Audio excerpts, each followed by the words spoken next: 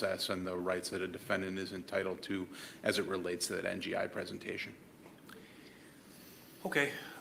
Well, I received the report this morning, so I haven't even had a chance to review it. So at the risk of hearing all the same arguments again, which I don't want to do, Mr. Freilich, any response to any of that at this particular point? Yes. I had been in contact with Dr. O'Donnell. He had to review information, and he gave me an opinion for trial. That's what the court wanted me to do.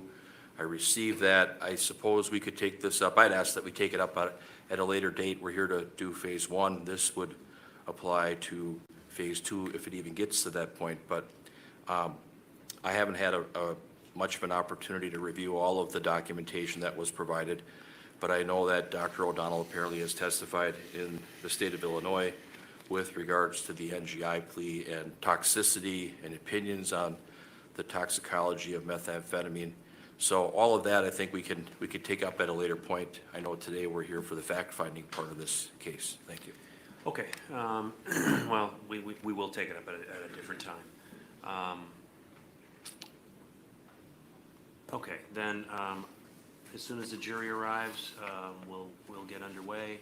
I will instruct them with 601, as I had indicated to the parties I was going to do, and then we'll get underway with opening statements. As I indicated on Friday, opening statements will be limited to 30 minutes each. You'll get a warning at about when you have about 5 minutes left. And anything else from the state? From the defense, Mr. Freilich? No, Your Honor, thank you. Okay, then we are in recess until the jury is assembled.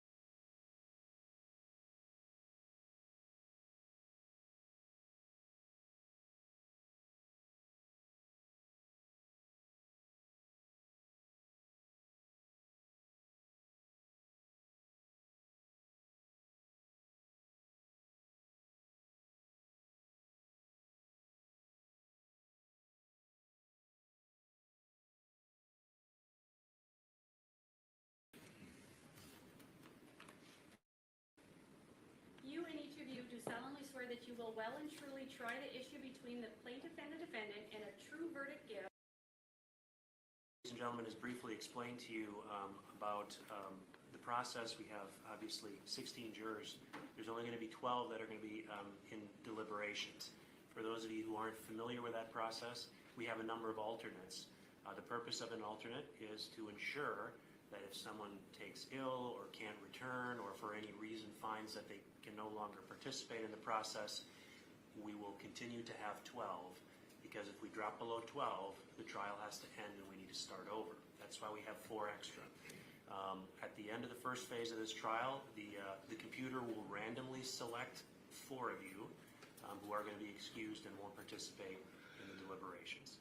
That's the purpose of the alternate, and that's the purpose of having 16 instead of 12 right off the bat. I gave you a number of instructions on Friday, and I want to give you one more instruction here this morning to help you better understand the process. In this case, Taylor Schabusiness has entered 2 pleas to the charges in this case: not guilty and not guilty by reason of mental disease or defect. The law requires that the issues raised by the 2 pleas be decided in a continuous trial that is separated into 2 phases. Your verdict will be taken at the end of each phase. You are to consider only the issues presented to you during each phase. You are not to consider any issues other than those presented to you for each verdict. In the first phase of the trial, you will be asked to determine whether the defendant is guilty of the charges of first-degree intentional homicide, mutilating a corpse, and third-degree sexual assault. You will make this determination solely upon the facts which deal with the actual incident alleged in the information. During this first phase, you will not be asked to determine whether, at the time of the incident, the defendant was suffering from mental disease or defect. If, after the first phase of the trial, you find the defendant not guilty, the trial will be over. If you find the defendant guilty, the trial will move to a second phase. During the second phase, you will be asked to determine whether the defendant is responsible for criminal conduct. Wisconsin law provides that a person is not responsible for criminal conduct if, at the time it was committed, the person had a mental disease or defect and as a result lacked substantial capacity either to appreciate the wrongfulness of the conduct or to conform the conduct to the requirements of the law. If the trial proceeds into this second phase, you will be instructed more fully as to your duties at that time. We'll now begin the first phase of the trial, and I again caution you that this first phase is concerned solely with the question of whether the defendant committed the crimes of first-degree intentional homicide, mutilating a corpse, and third-degree sexual assault as set forth in the information. The lawyers will now make opening statements. The purpose of an opening statement is to give the lawyers an opportunity to tell you what they expect the evidence will show so that you will better understand the evidence as it is introduced during the trial. I must caution you, however, that the opening statements are not evidence. Having said that, Mr. Saunders, are you prepared to make an opening statement? Yes, sir. Thank you. Go ahead. Good morning.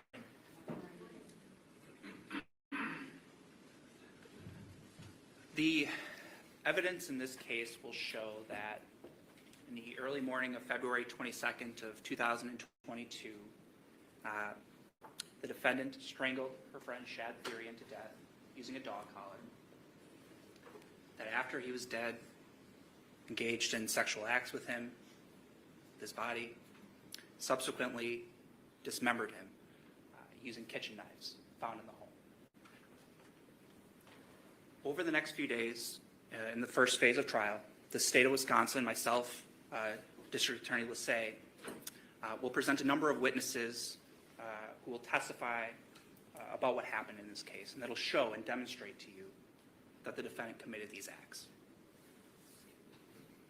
You'll hear testimony and evidence will show that in the early morning of February 23rd, is a Tuesday, kind of a normal cold February in Wisconsin, at a house on Stony Brook Lane. It's sort of, if you know the area, the west side of Green Bay, Fireman's Park, West Mason Street, that area.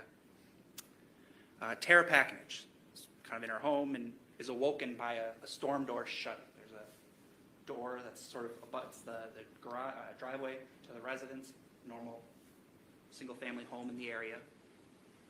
Hears a storm door close and is awoken from sleep. It's early morning, 2:30, 3 a.m., somewhere in there. She goes and gets up. It kind of wakes her up, and she's aware at that point that her son, Shad, was in the basement with a friend, Taylor. They had been over the day before, February 22nd, February 21st, in that time frame. And she kind of goes and sees what's going on, right? We hear this noise late in the night, early in the morning, and she sees the basement light is on. At that point, she's aware that, they were down there throughout the day of the 22nd, and she goes down and sees, because the light's on in the basement, and she's seeing what's going on. And you'll see sort of the scene, sort of go down the stairs to a normal basement. It's partially finished on one half, partially like a utility area, laundry, that kind of storage area. And right next to the stairs, there's a 5-gallon bucket that you'd get at a home center. And she lifts a towel that's covering the bucket. It's a beach towel. And unfortunately, sees essentially a mother's worst nightmare, that her son's head is in the bucket. Understandably, you'll hear testimony about that and the shock that caused. Tara goes and talks to her boyfriend who lives in the home, Steve. You'll hear from him. He goes and checks too, and ultimately they call 911. And that's how this case comes to be.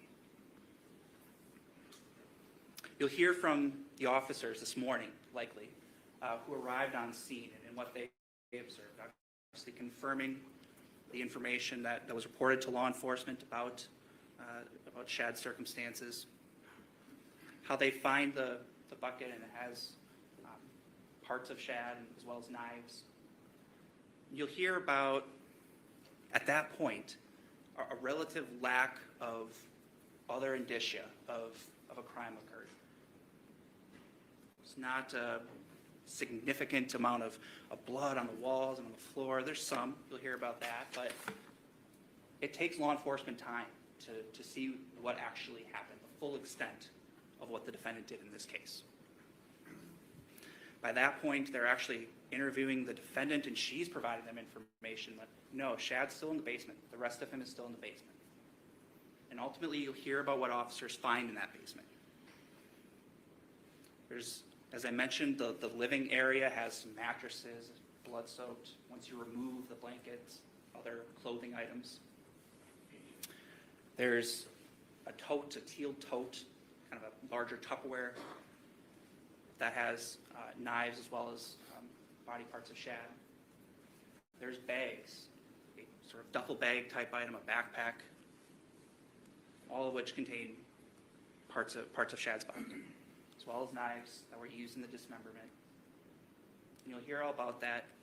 The officers who responded on scene and processed the evidence, ultimately locating the parts of Shad. You'll hear about then other things that are found. Signs of methamphetamine use, which the defendant later acknowledges happened with her and Shad right before this crime occurred. Cleaning products.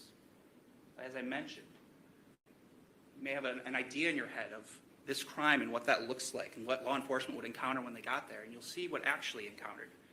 You'll hear about Clorox wipes and how the defendant would go to the shower and sort of clean up and use a squeegee and clean up the scene.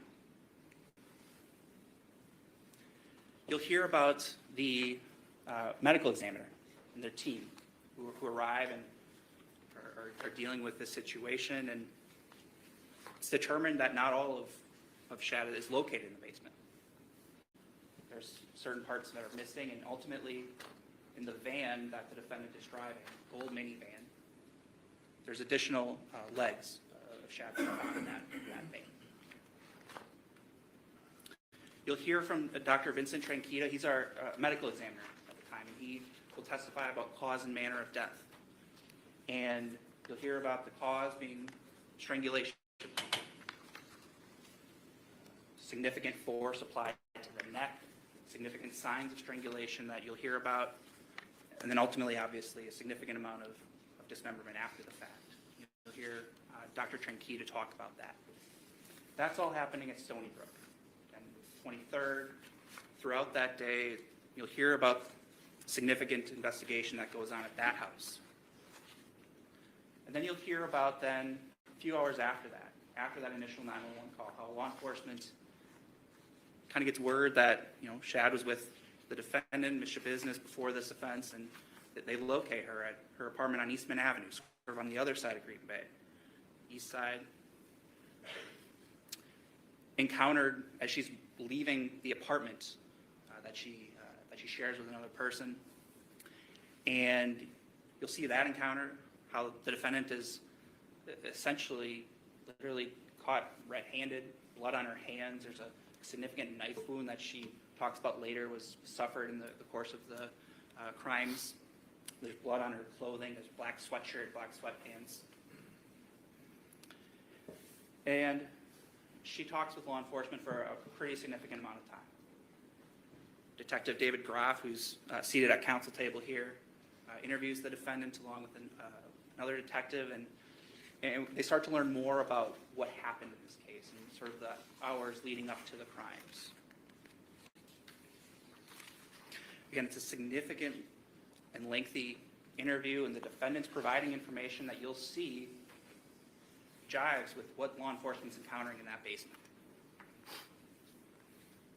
She admits to, as I mentioned, methamphetamine use before this. She and Shad were sort of hanging out beforehand. They were friends from school back in the day, and it seems like they were in a friendly state at the time of this offense. And you'll hear then they go to the Stony Brook Lane home and go to the basement. They're let in by Steve. You'll hear about that in the early morning of the 22nd.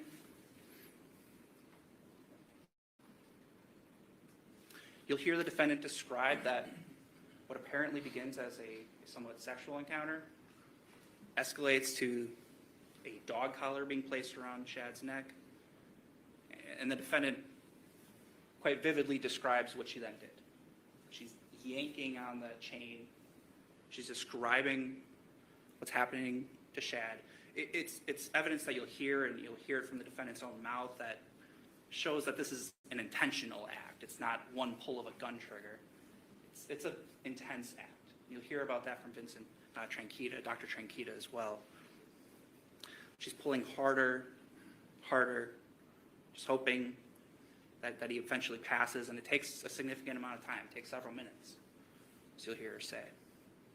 After that, after Shad's deceased, she describes what she then does with his body, again, engaging in sexual acts, ultimately dismembering him quite significantly. She reports that afterwards, that law enforcement would have fun finding all the body parts that are located throughout the basement, told law enforcement where to find certain body parts. Like I said, it wasn't obvious to law enforcement who initially respond to that basement what happened. It's information being provided by the defendant that later is corroborated by law enforcement. You'll hear the defendant admit to cleaning up, avoiding guilt, avoiding responsibility for this. You'll hear her talk about that. You'll see the signs of that, as I mentioned earlier. That dismemberment process takes that entire day of the 22nd, essentially. As I mentioned, Tara wakes up to Taylor leaving at about 2:33 a.m. on the 23rd. The investigation doesn't stop there, despite the defendant's confessions. Law enforcement continues. They send DNA to the lab, and it confirms the accounts that we're getting here. Blood on the defendant's hands, left and right hands, or Shad's. Blood on the knives, some of the knives that are used is Shad's. The clothing item, as I mentioned, the black sweatshirt, black sweatpants. has red substances, blood on the sweatpants, all consistent with what happened, with the defendant's statements, with what law enforcement's seeing. So this case is really not a whodunit. You'll hear about the crimes that clearly occurred. You'll hear the defendant's statement saying, yep, I did it. And you have DNA evidence and other investigative tools that kind of corroborate everything else. So for this, the defendant's charged with the 3 crimes that the judge read off earlier. First-degree intentional homicide, mutilating a corpse, or dismembering the corpse, and then third-degree sexual assault. So we'll get into what that all means later. We'll have closing arguments where we kind of provide summation and provide all that to you. But for now, as you kind of listen to the evidence, count 1, the state needs to prove that the defendant caused the death of Shad and that she did so intentionally. As I mentioned, you're going to hear a lot about that. And it's nothing but intentional. This is not an accident. This is not a mistake. It's a significant act that the defendant did. Dismembering a corpse for the purpose of concealing a crime, you'll hear a lot about that. And third-degree sexual assault, how she engaged in oral contact with Shad's body and inserted objects in his body as well after the fact. I know in voir dire, some of you talked about, you've heard some about this case, and that's to be expected potentially. It's really important to stress that our system of justice is not based on media accounts, on word of mouth, on what you hear. The evidence is what happens in these 4 walls, and what you hear and see. And ultimately, the evidence in this case will point to one area. The defendant is guilty of these 3 crimes. So again, this is just meant to be an overview on the evidence we expect you to hear over the next few days in the first phase. But ultimately, the case comes down to choices and responsibility. The defendant made a series of choices February 21st, 22nd, and 23rd. Choices to use methamphetamine. Choices to kill her friend, Shad. Choices to then utterly degrade him after the fact. The choices the defendant made.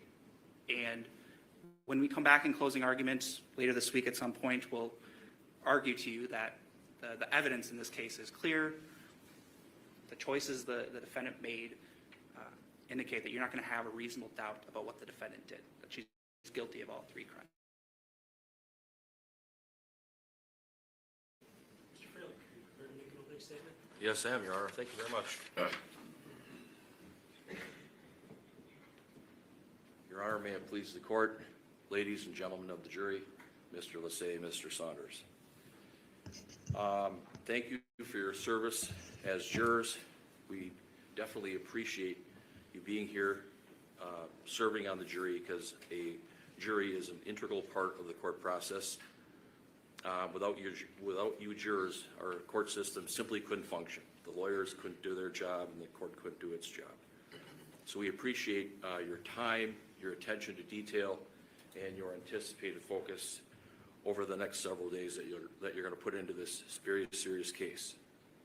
Now, in this case, the state of Wisconsin, through the Brown County District Attorney's Office, has the complete burden of proof.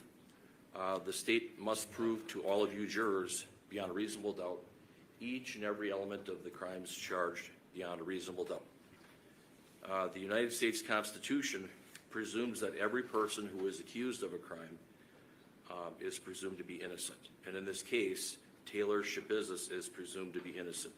She doesn't have to prove anything. The defense does not have to prove anything in this case. Why?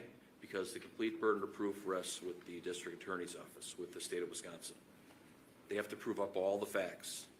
And in this case, you're going to hear a lot of different facts. You're going to hear a lot of different accounts from witnesses, citizen witnesses, detectives, police officers, experts, DNA analysts, medical examiners, all of that.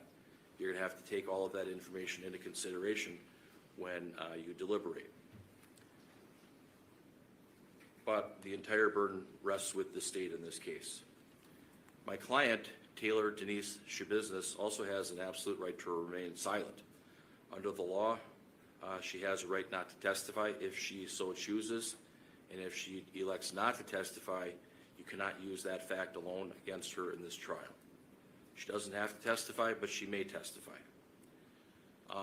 In this particular case, ladies and gentlemen, Taylor Denise Schabusiness was friends with Shad. They went to high school together. They went to school at Bayport, and they had classes together. And they were, when they were younger, they dated for a short period of time. But basically, they were friends. You're going to hear some testimony on, it was Wednesday, February 23rd of 2022. You're going to hear, I believe, a 911 tape. You're going to hear testimony from Tara Pakinich and Stephen Hendricks. They live at 829 Stony Brook Lane in Green Bay. There was a call from Mr. Hendricks that he apparently went downstairs in the basement and saw a bucket, saw a human head in the bucket, and he had checked it out because his significant other, Tara Pakinich, had initially went down there and saw this and had him go check. He didn't have glasses on, but he apparently called 911, and that caused the officers to come to the scene at 829 Stony Brook Lane. And there'll be some testimony about this residence. It's a small, quaint home. It's got a loft upstairs where I believe Tara Pakinich and Stephen Hendricks were sleeping. That has a floor level with kitchen, living area, and then it has a basement. And there will be testimony. We believe that Stephen Hendricks last saw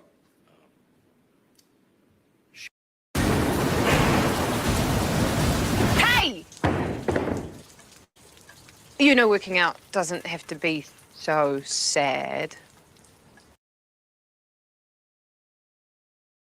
2022. He will indicate that, both of them will indicate that they really did not see Taylor Schabusiness leave. They heard a vehicle start, a door slam, caused them to wake up.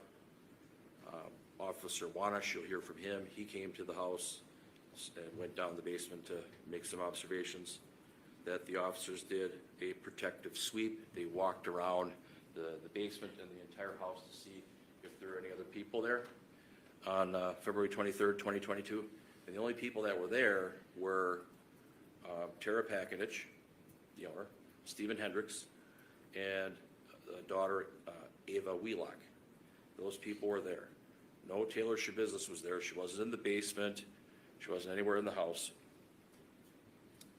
But obviously there was some investigation, and evidence was apparently found. And it's true, law enforcement officers didn't have a clear picture or clear understanding of what was really happening or what happened, and so they're trying to figure things out as they went along. There would be some testimony from other officers with regards to the other scene, which is 2353 Eastman Avenue in Green Bay. That, I submit, was Taylor Schabusiness's apartment, and she lived there with Scott Thoms, T-H-O-M-S. And law enforcement officers came over there, and my client came out of the apartment complex, and she was arrested. She had a warrant. She was taken into a squad car and taken down to the Green Bay Police Department for questioning by Detective Groff and Detective Kevin Kempf. Also, law enforcement arrested the other person in apartment one, that was Taylor's apartment, Scott Thoms, and he was ordered to lay on the ground, and he was taken into custody as well. You'll hear from lots of different officers, in this case law enforcement officers. The officers found a gold Chrysler Town and Country minivan, I believe 2006, and they found it parked in the Eastman Avenue parking lot, and there were some concerns about it. Now, this vehicle is owned by Scott Thoms, and I believe that will come out that he was the one that owned that vehicle. But inside that vehicle, there was a crock pot box, and there were some human body parts in there. In this particular case, you'll also hear from Dr. Tranchita. He's the medical examiner, did a lot of investigative work, looking at cause and manner of death of the deceased, so you'll hear about all of his findings. You're also going to hear from Kevin Scott. He's the DNA analyst for the State of Wisconsin Crime Lab, and his testimony, I believe, will show that he took various swabs as part of the DNA analysis, and items were swabbed. There were sweatpants, there were blades, there were light switch, there was boxes, hands, people's mouths, and a dildo, because that was found. The swab of the dildo, he will testify, I believe, that the possible contribution of DNA from Shad Thyrion as it relates to the dildo is inconclusive due to the complexity of the mixture. So the state is going to argue that there was a sexual assault by use of the dildo, and the deceased DNA is not on it. So that's something you'll have to take into consideration. You're going to hear from Sergeant Kurt Brester from the Green Bay Police Department. He was dispatched to 829 Stony Brook Lane regarding a suspicious situation on February 23rd, 2022, and that he conferred with Officer Wanish outside, that he had contact with Tara Pakinich and Stephen Hendricks, and that he did a protective sweep of the residence, and they didn't find anybody else other than Ava Wheelock, who was the young lady, she's 16, sleeping in a bedroom. You're going to hear from, I believe, Officer T.J. Buckman, that he arrived on the scene as a supervisor to this apartment complex, and he actually went to 2353 Eastman Avenue in Green Bay, and he saw that gold van parked outside, and he had several other officers keep the van under surveillance, and at least from his initial investigation, he did not have enough information to determine whether or not Taylor Schabusiness was the suspect or the victim. And so those are some other things that you're going to have to take a look at and think about. You're going to see the videotape in this case where there was a lengthy video down at the Green Bay Police Department between Detective Groff and Detective Kempf and my client, Taylor Denise Schabusiness. And they talked, and Detective Groff asked her lots of questions about what she knew and her whereabouts and what may or may not have happened. So you have to pay close attention to that and think about the things that are said. In a case like this, and really in any case, you have to assess the credibility of each and every witness. You have to take all of that into consideration in this matter. I'd ask that you, when you're considering all of the evidence, don't jump to conclusions. Don't rush to judgment. Please keep an open mind. Listen to all the facts. Listen to what every witness has to say carefully and weigh what they have to say. And remember, there's always two sides to every story. You jurors are going to have to decipher the facts of what may have occurred or what didn't occur. But at the end of the case, we ask that you find our client not guilty on all the counts. Thank you.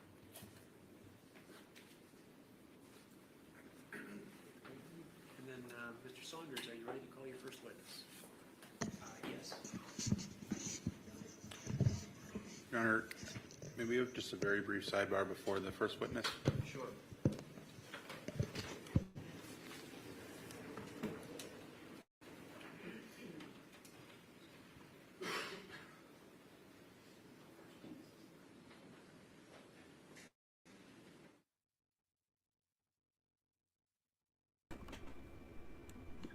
Good morning, ladies and gentlemen. Thank you for being here.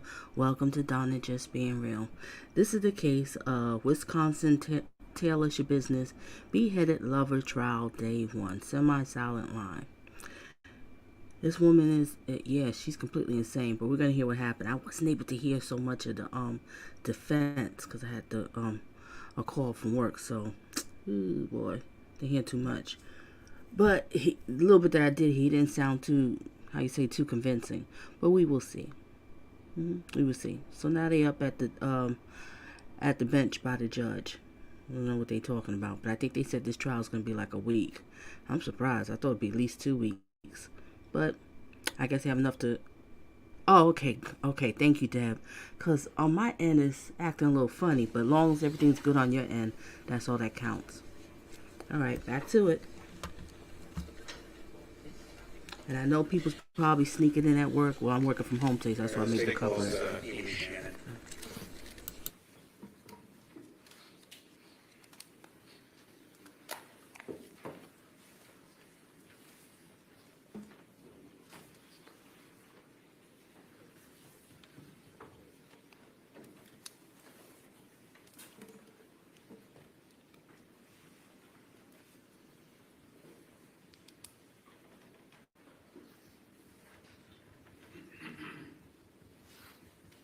Please raise your right hand. You solemnly swear to tell the truth, the whole truth, and nothing but the truth in the matter now before the court, so help you God. Please have a seat and state your name for the record. Amy Shannon. Before we go on, it wouldn't be a jury trial if we didn't have technical problems. So there's going to be an audio played shortly, and we're having a hard time getting the audio on. So we're just take a minute and see if we can, if we can't get it done quickly, I'm going to excuse the jury and call somebody out who can do it. My name's Ms. Weddle.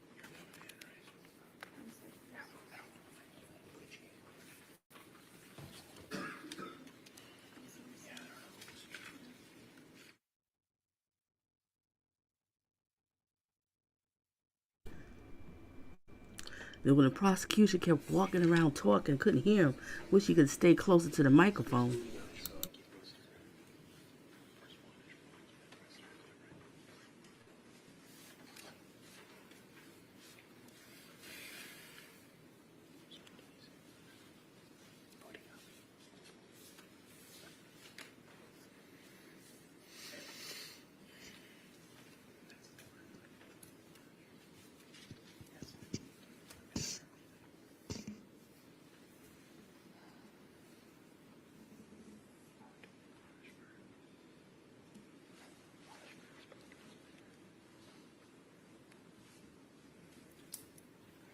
It's loading again, so it's rebooting. I'm not sure exactly how long that's going to take, but.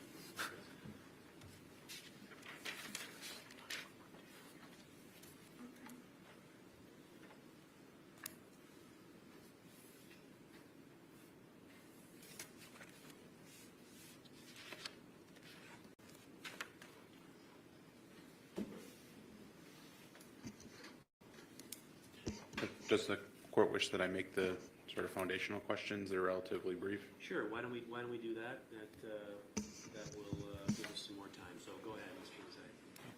Thank you. Ms. Shannon, can you state for the record how you are employed? I'm the Assistant Director for Brown County Public Safety Communications, such as the 911 Dispatch Center. Can you just explain for the jury how the 911 dispatch center works in Brown County and how it relates to the other law enforcement agencies? So the 911 Center takes the calls for all law enforcement, ambulance services, and fire departments within Brown County. As part of that, all calls and radio traffic that come in through our center are recorded, and then they are held in our center as evidence for 120 days. As were requested by agencies, we release that evidence back to them because it's technically their evidence. We're just the holders of that evidence.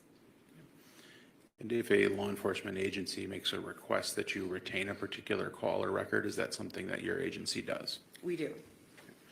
And are those calls, are they something that are easily discernible by the date and the location of the call? Yes. Does the system actually store the location of a phone call that comes in? It depends on how it comes in, but yes. And essentially, are you able to serve as a record keeper or records custodian for the 911 center, given your current role? That is part of my role, is to be the records custodian. And how long have you worked with the 911 center overall? Overall, over 10 years. And were you asked by the Green Bay Police Department to record and maintain a call from February 22nd, actually February 23rd, 2022, I believe, at 3:24 a.m.? Yes.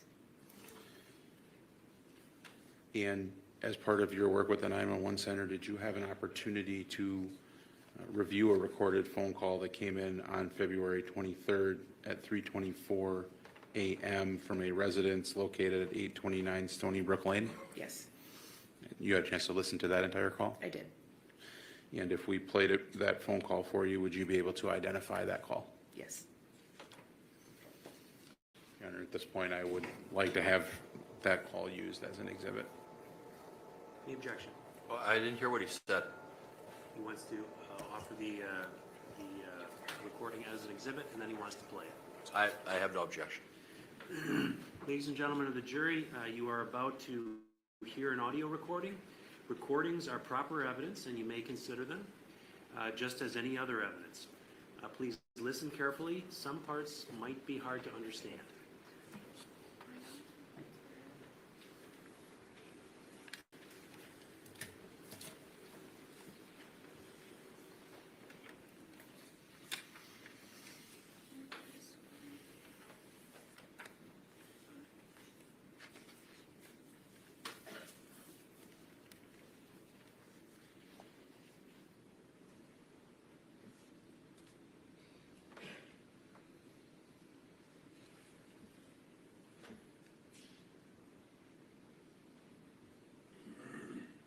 County Public Safety, how may I help you? Yes, I'd like an officer at 829 Stony Brook. My friend just woke me up and swears that she found her severed head of her son in the basement.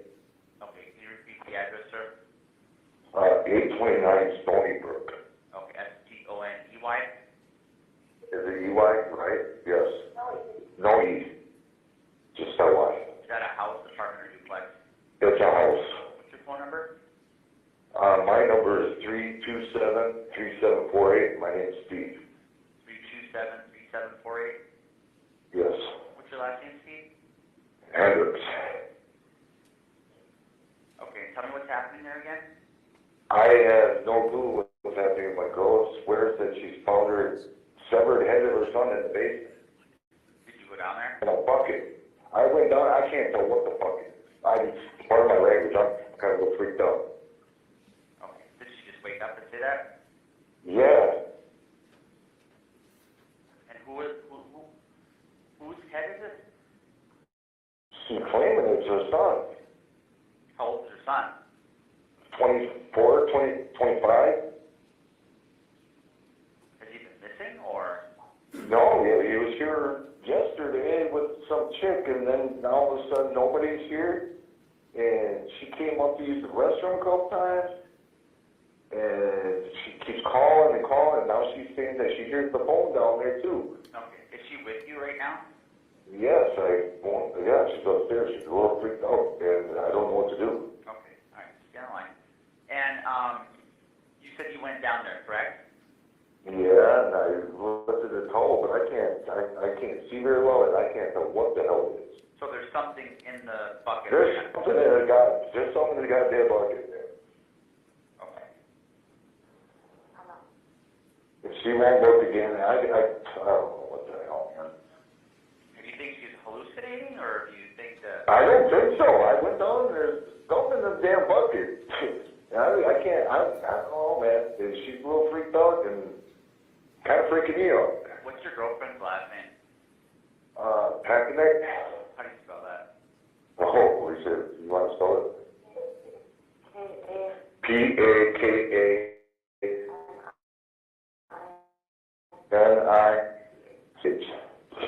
N-I-C-H. What's her first name? Tara, T-A-R-A. What's her middle initial, date of birth? What's your middle initial? L? Hello? Hello? Yeah. Yeah, I'm still here. Hello? Yeah, can you hear me? Oh, yep. Okay. What's her date of birth? What's your date of birth? 5/14/74. All right, can I talk to her? Yes, you can. Hello? Hi, Tara. So can you tell me what's going on? Are you positive my son's head is in a bucket right now in the my basement? What makes you think that? Because I looked in the bucket, What did you see? exactly what I told you. Okay, where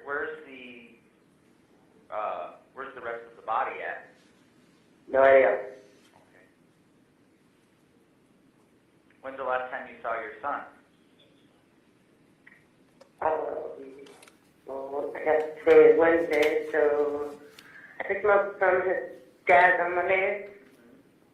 And because he doesn't normally stay here, he was going to stay here for a few days, but I left the laundry. He was here a couple hours, then he left with Taylor. And they had some big Taylor. Who's that? Girl. Taylor Coronado. You know how to spell her last name? Coronado. No, not exactly. But it's the common spelling from around here. All right. That is He cool. went to middle school and high school with her. I don't know if he doesn't live with me. When's the last time you saw him? Well, he left with her. They both came back. I believe they both came back while we were sleeping Monday night. And I assume they slept all day yesterday, so I haven't seen him since Monday night physically. I thought they were sleeping all day. I was gone for a little while yesterday, Tuesday, and he's 25, and I'm going to basement. All right. What are you doing?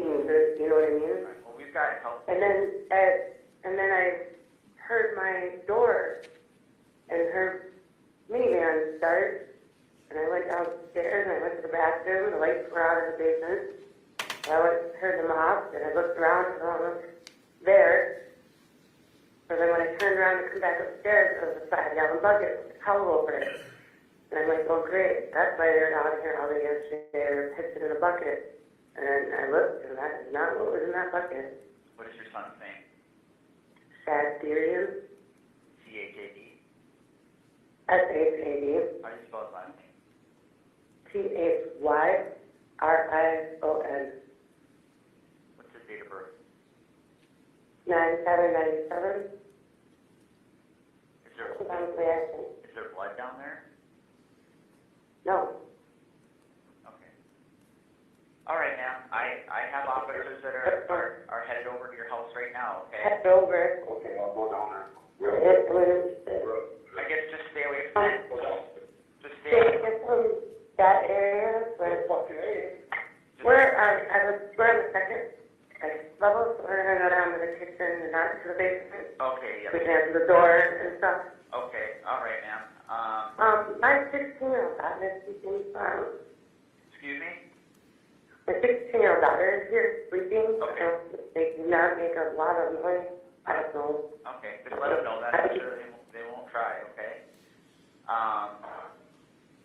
My heart is jumping out of my head being so. And, I mean, you're sure it couldn't be like a fake head or something? I'm not touching it. I'm not looking at it again. Okay. All right, ma'am. Just go ahead and wait for the officers, okay? Okay. All right. Thank you.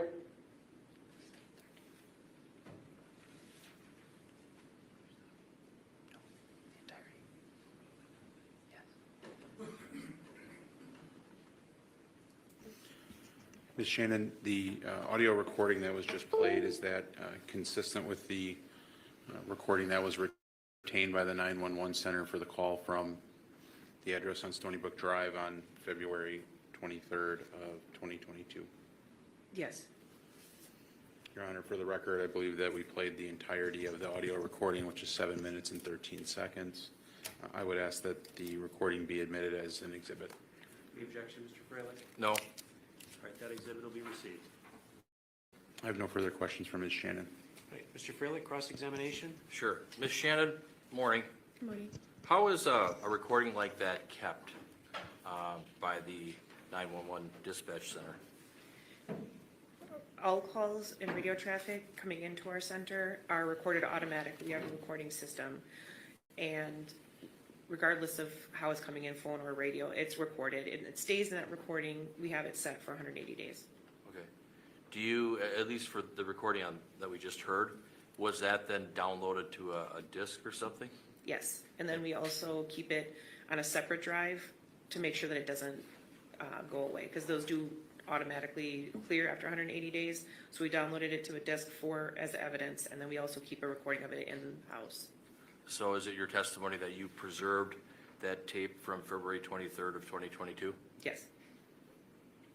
And then it was, what, was it sent to the Green Bay Police Department, the District Attorney's Office? Can you tell me a little bit more about that? It was sent to the district attorney's office, And then they kept it in their custody? as far as I know. Okay. But 911 Dispatch Center still has a copy as well? Yes. Was there any way that that recording was altered in any way? No. Do only certain people have access to it? Yes. Who was that? Myself, and then we have a group of supervisors. They are the people who make the recordings. We have one person who is assigned to do it, but if he's not there, then any of the supervisors can. But they're the only ones that have access to that drive. That 911 tape that we just heard, it wasn't excised or modified in any way, shape, or form, was it? No. And it was downloaded off the mainframe computer at the dispatch The center? server, yes. Okay, off the server? Yes. All right, thank you very much. Oh, one more. This was kept in the regular course of business of the 911 dispatch center? Yes. Okay, thank you. Nothing further.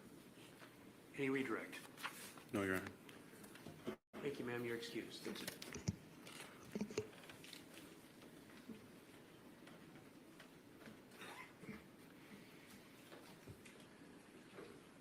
State's next witness. The state calls Officer Alex Wanish.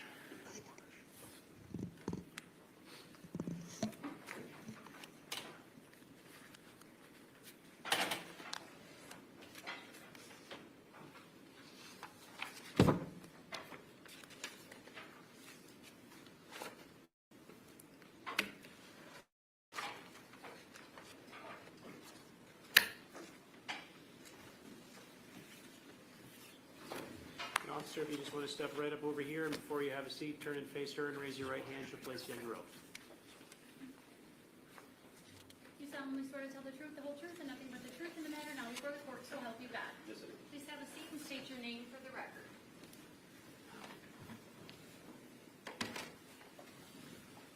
Officer Alex Wanish, W-A-N-I-S-H. Okay, and then if you could just make sure you stay close to the microphone so we can all hear you. And with that, Mr. Saunders, the witness is yours. Thank you. Officer, how are you employed? With the City of Green Bay Police Department as a patrol officer. And how long have you been employed as a patrol officer with Green Bay PD? Since April of 2019. And is that the totality of your law enforcement experience? I worked about a year and a half prior to that with City of Manitowoc. So about 2017 is when your law enforcement career started? Correct. And can you outline for us what training you received to be a police officer? I went through the 720 Academy at NWTC. Before that, I went to UW Platteville for my 4-year bachelor degree in criminal justice. And what are some of your regular duties as a police officer? Taking any dispatch call that comes out, traffic, that kind of stuff. Sort of respond to the initial incidents? Correct. And then do you kind of conduct follow-through investigation as well? Yes, we do. Okay. Officer, I want to ask you about February 23rd of 2022. Do you recall if you were working in that capacity on that day? Yes, I was. Directing your attention to about 3:25 a.m., were you dispatched to a call around that time? Yes. To where were you dispatched? The address was 829 Stony Brook, City of Green Bay, Brown County. And is that an area of Green Bay that you're familiar with in your regular patrol duties? Yes, it is. And I guess what area of Green Bay is that? It's the west side, I guess the closest major intersection between Mason and Military. And what was the reason you were dispatched to that residence? The initial call came out that the complainant's girlfriend found her son's severed head in a bucket in the basement. And did you arrive at the Stony Brook Lane residence? Yes, I did. But were any other officers with you in that initial time period? Officer Plonky arrived at the same time as I did. And what happened when you got to the residence? We made contact with the complainant and then his girlfriend, and we started talking to them. And then we were directed to the basement where the bucket was located. Officer Plonky remained upstairs just to keep an eye on the rest of the house. I went downstairs. At the bottom of the stairs to the right, there was a green bucket with a shower towel on top of it, just to verify we had an actual head in the bucket. lifted the towel off, and there was, in fact, a human severed head in the bucket. So I want to back up just a little bit. When you got to the residence, you said you met with the complainant. Was that Stephen Hendricks? Correct. Okay. And then you said his girlfriend was also present? Yes. And who is that person? First name was Tara. Tara, okay. And Officer Plonky stayed with those individuals? Is that Correct. right? Okay. And then you went down to the basement? Yes. Is that right? Okay.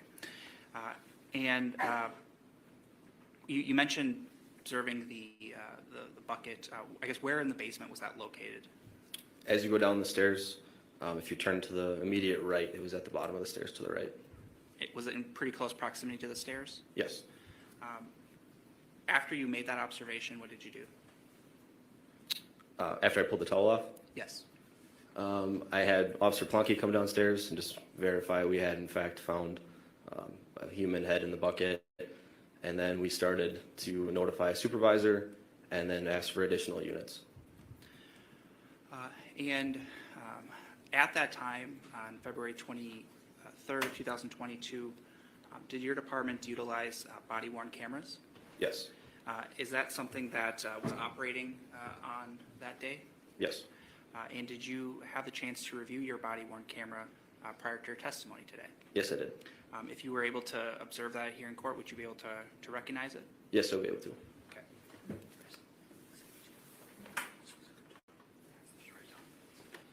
Your Honor, I'd propose to play Exhibit 2. It's approximately 6 minutes. The objection? No objection.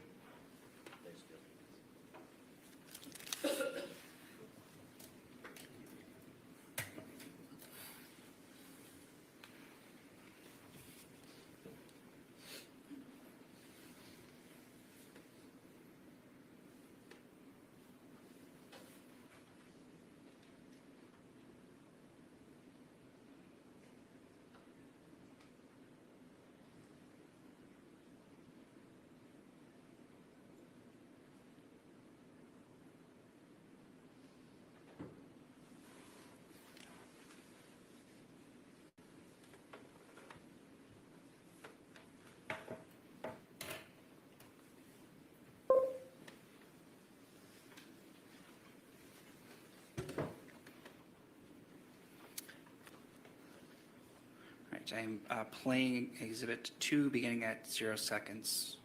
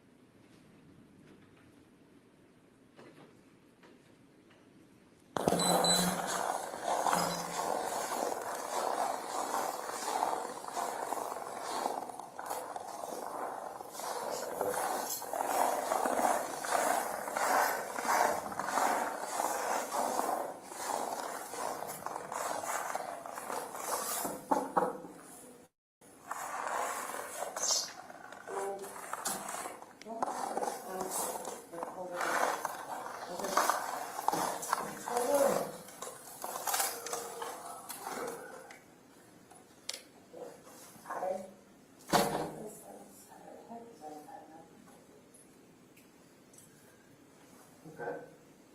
Did you both see this? I opened the towel, I picked up the towel and dropped it, because I don't know what the fuck it is, man. I have bad vision, and she's like, is that what I think it is? I'm like, I don't fucking know.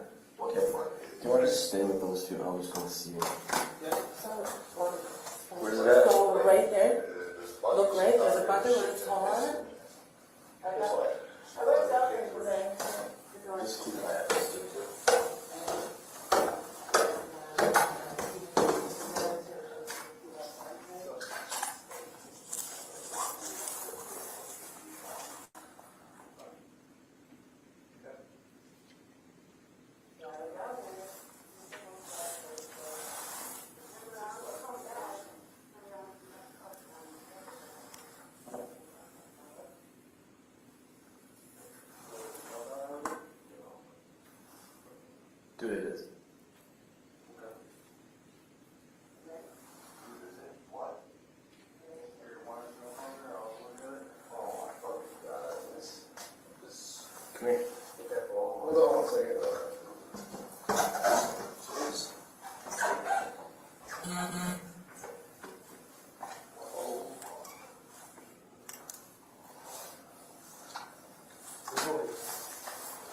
Let's just. Okay. Hold on. Just.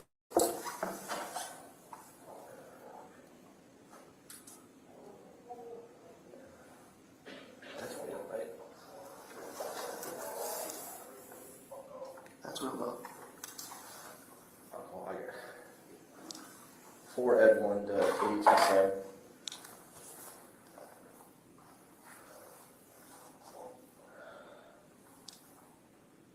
I know you're busy over there, but this is actually what it's going to be. It's not going to be a 961 thing or a 96 thing, so we're going to need more units here.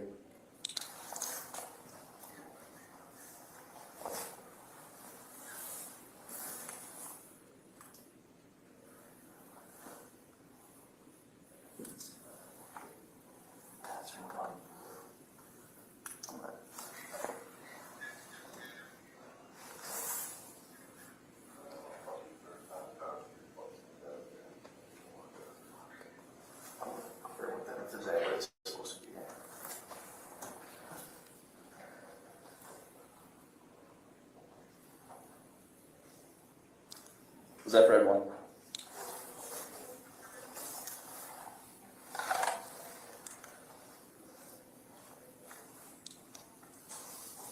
No, for right now.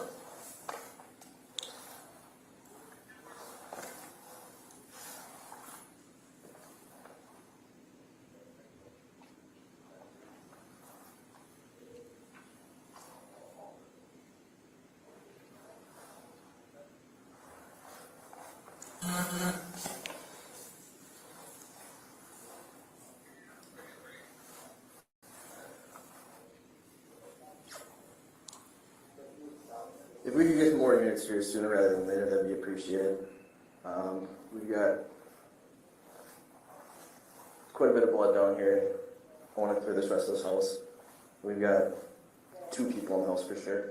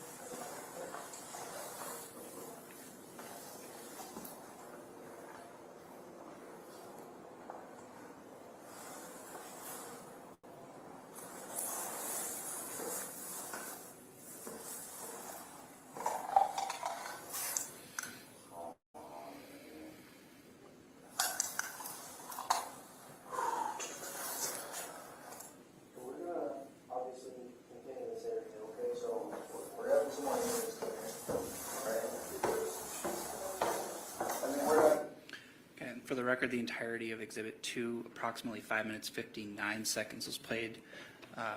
Officer, having reviewed the exhibit, do you recognize the video that was depicted? Yes, I do. Does that appear to be consistent with your body-worn camera footage that you observed? Yes, it is. And does that appear to also be consistent with your recollection of the scene on Stony Brook Lane on February 23rd? Correct. I'd move Exhibit 2.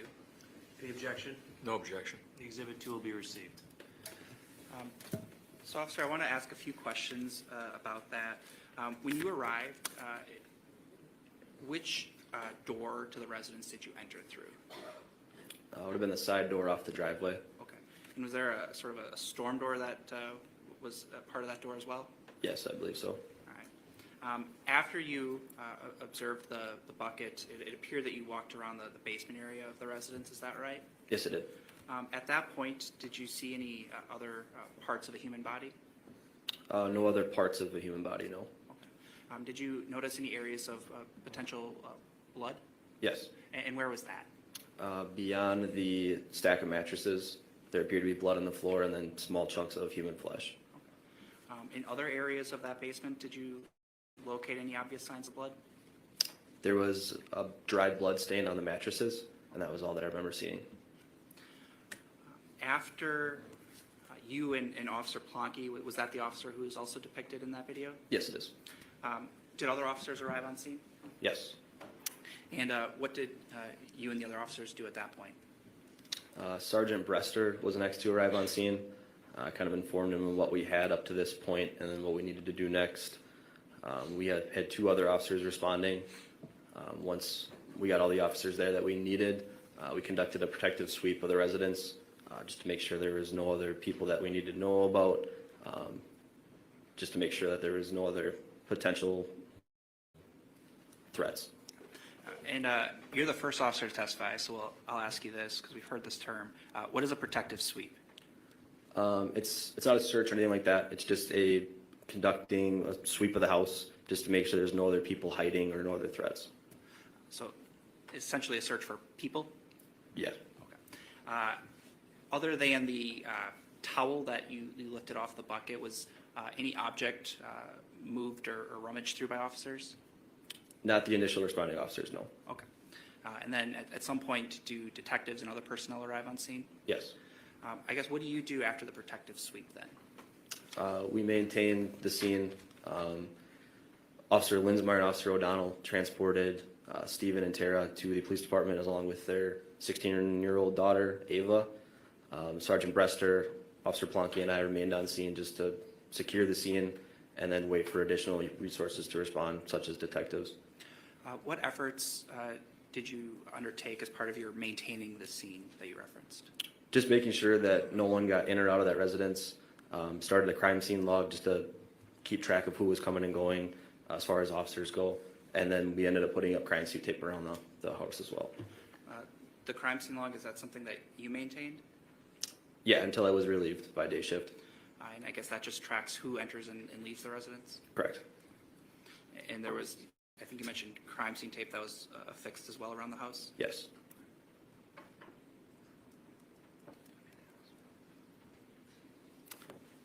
Thank you, officer. Nothing further, Your Honor. Cross-examination. Officer Wanish, good morning. Morning. You were working for the Green Bay Police Department on February 23rd of 2022, correct? Yes, I was. And you were on uniform patrol in a fully marked squad, correct? Yes. And you were dispatched over to 829 Stony Brook Lane, correct? Correct. That area is kind of by Fireman's Park where all the kids go sledding, correct? Yes. It's behind it? It would be to the east of it. Okay. Who dispatched you over to this location? It was a dispatch call, and we were the only available units in the city, so Officer Plank and I responded. Okay. And were you told that there was a suspicious situation over there? I believe that's how the call was coded. And the complainant was the male that you heard on there, correct? Yes. Did you later find him to be Stephen Hendricks? Correct. Who was the first person you talked to when you got to the Stony Brook Lane residence? Female by the first name of Tara. Was it Tara Pakinich? Yes. And that video, the officer that first entered was Officer Plonky, correct? That is correct. And then you followed behind? Yes. And the complainant said there was something in a bucket, but he couldn't tell what it was. Is that correct? That is what he told us. And you talked to Tara Pakinich, and she said that she thought it was her son's head in a bucket down in the basement? That's correct. And then did you ask where the body was? I don't recall asking that specific question. But after you did a search, you didn't find a body, did you? I did not. Okay.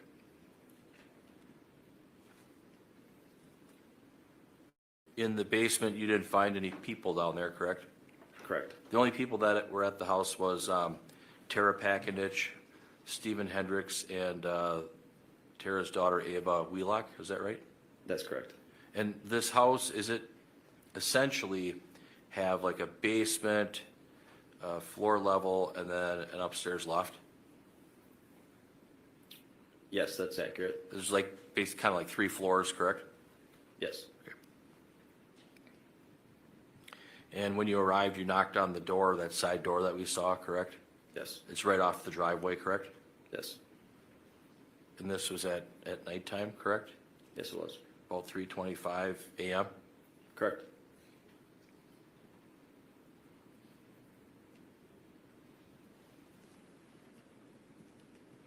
And the people that you had contact with, Tara and Stephen, were they in shock? Yeah, they both seemed to be in a state of shock. Had they been sleeping prior to your arrival? They were both awake and in the kitchen when we made contact. But before you got there, was it your understanding that they went to bed and then something happened where they woke up and then they called the police? Yes. Okay. And did both Mr. Hendricks and Ms. Pakinich attempt to describe to you what they found or what they saw? Yes. Did they indicate that Shad Thyrion would come to the residence on Stony Brook for a few days and then would leave and come back and do laundry and things of that sort? Yeah, they said that it was not his primary residence. You're the first one that went down in the basement? Correct. And you had a flashlight with you? Yes, I did. It's kind of a high-powered flashlight so you can see, right? Yes. You went down to take a closer look at the contents of the bucket? Correct. And when you got to the bottom of the stairs, was there a laundry room area? Yes, as you go down the stairs, the laundry room was directly to the left. And then there was an open room as well? Yes. Was the open room to the right? Yes, it was. And was that used for storage? It appeared to be. And then there was a stack of mattresses in the middle of the room as well. And at some point then you saw the bucket, correct? Yes. And was there anything over the bucket? There was a striped towel. And was it over the top of it? Yeah, it was completely covering the inside of the bucket. Was it your discretion or duty to move the towel? Yes, I had to verify what we had. Okay. Now, did you have gloves on at all? Yes, I did. What kind of gloves? Just regular patrol gloves. Okay. When did you put those gloves on, do you know? Typically, I put them on as soon as I get out of my car to go to any call. But for this particular night, did you have them on? Yes, I did. When did you put them on? Typically, I put them on right after I get out of my car, so I believe I would have put them on at that point. Right after you got out of the squad car? Yes. Okay. Did you have them on when you went in that side door? Yes, I did. Okay. And did you keep them on during the entire time that you were in the Stony Brook Lane house? Yes. You removed the towel? I did remove the towel from the bucket. And then at some point, did you ask Officer Plonky to come and take a look as well? Yes, I did. At any point in time after you were done looking, did you put the towel back? Once it was removed from the bucket, it was not placed back on the bucket. Was it just allowed to lay on the floor, or what? Tell me what you know about that. I believe it was just moved to the side and it was put on the floor next to the bucket.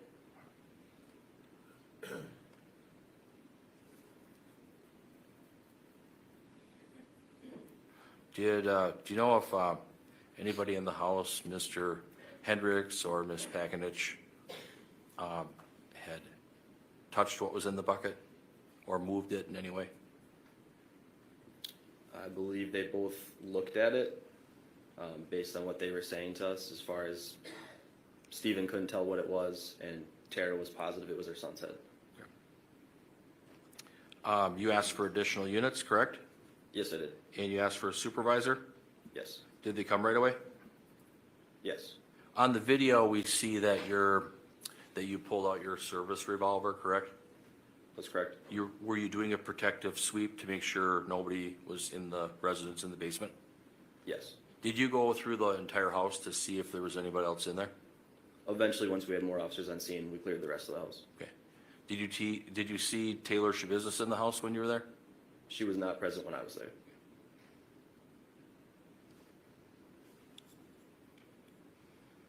And when you were looking around in the basement, it's true that you did not observe a body or any other body parts belonging to the severed head, correct? That is correct.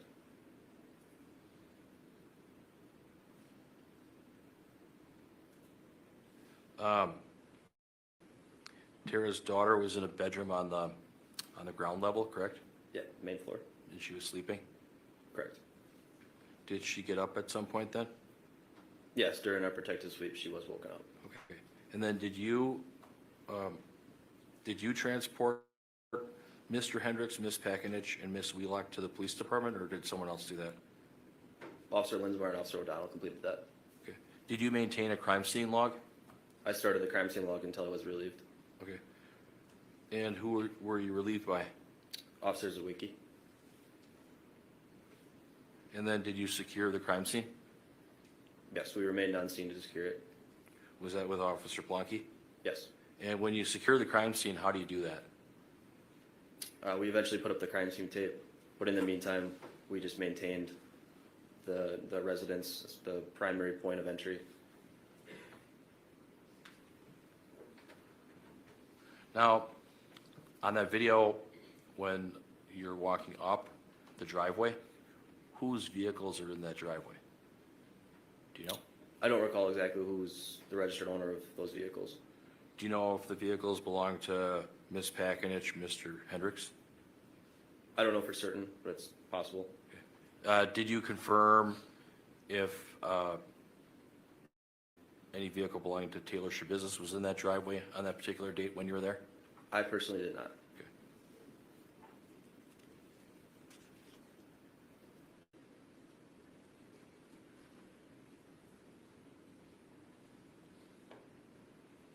And was Sergeant Brester on the scene as well? Yes. What was his role? When I requested a supervisor, he was the supervisor that responded. Okay. And did he come into the residence? Yes, he did. Did he go down in the basement to verify anything?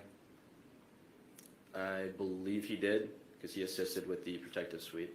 Okay. When you were there, did anything happen that would have caused the crime scene to be disturbed in any way? No. And did Mr. Hendricks indicate to you that he wasn't able to see what was in the bucket? Yeah, he did mention something about difficulty with his vision. Okay. Okay, thank you very much. Any redirect? No, you're. Okay, thank you. You can step down.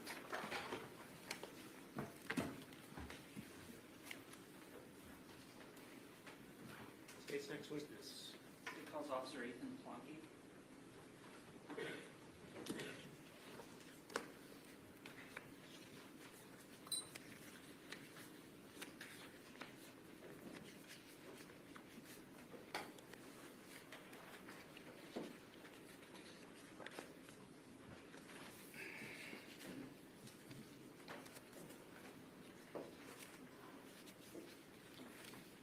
Want to come right up here, officer, and then before you have a seat, if you can turn and face her and raise your right hand, she'll place you under oath.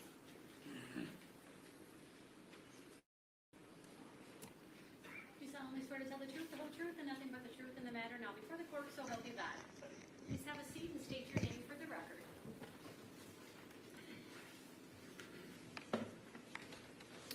My name is Ethan Plonky. I work with the Green Bay Police Department. And then, sir, if you can just make sure you stay close to the microphone so we can hear you. You're pretty close right now, so you're probably good. With that, I will, the witness is yours, Mr. Saunders. How are you employed with the Green Bay Police Department? I am a patrol officer. And how long have you been employed as a patrol officer? Just over 3 years. Is that the entirety of your law enforcement experience? Yes. Okay. And I want to ask you, Officer, then about February 23rd of 2022. Do you recall if you were on duty for your department on that day? I was. And do you recall being dispatched to a residence on Stony Brook Lane I that do. day? And do you recall approximately what time you were dispatched? I don't recall the exact time. Was it like in the morning, the night, in the middle of the day? Yes, early morning. Okay. And why were you dispatched to that residence? For a report of a female who had supposedly observed her son's severed head in a bucket in the basement. And when you got to that residence, what did you do? I made contact with the two individuals inside the residence. They were, I believe, a Stephen Hendricks and a Tara Pakinich. And then myself and Officer Wanish were the first to arrive on scene and make contact with them. And then what did you do after you met with Tara and Steve? I asked them what had occurred, to which Tara began to tell me her side of the story.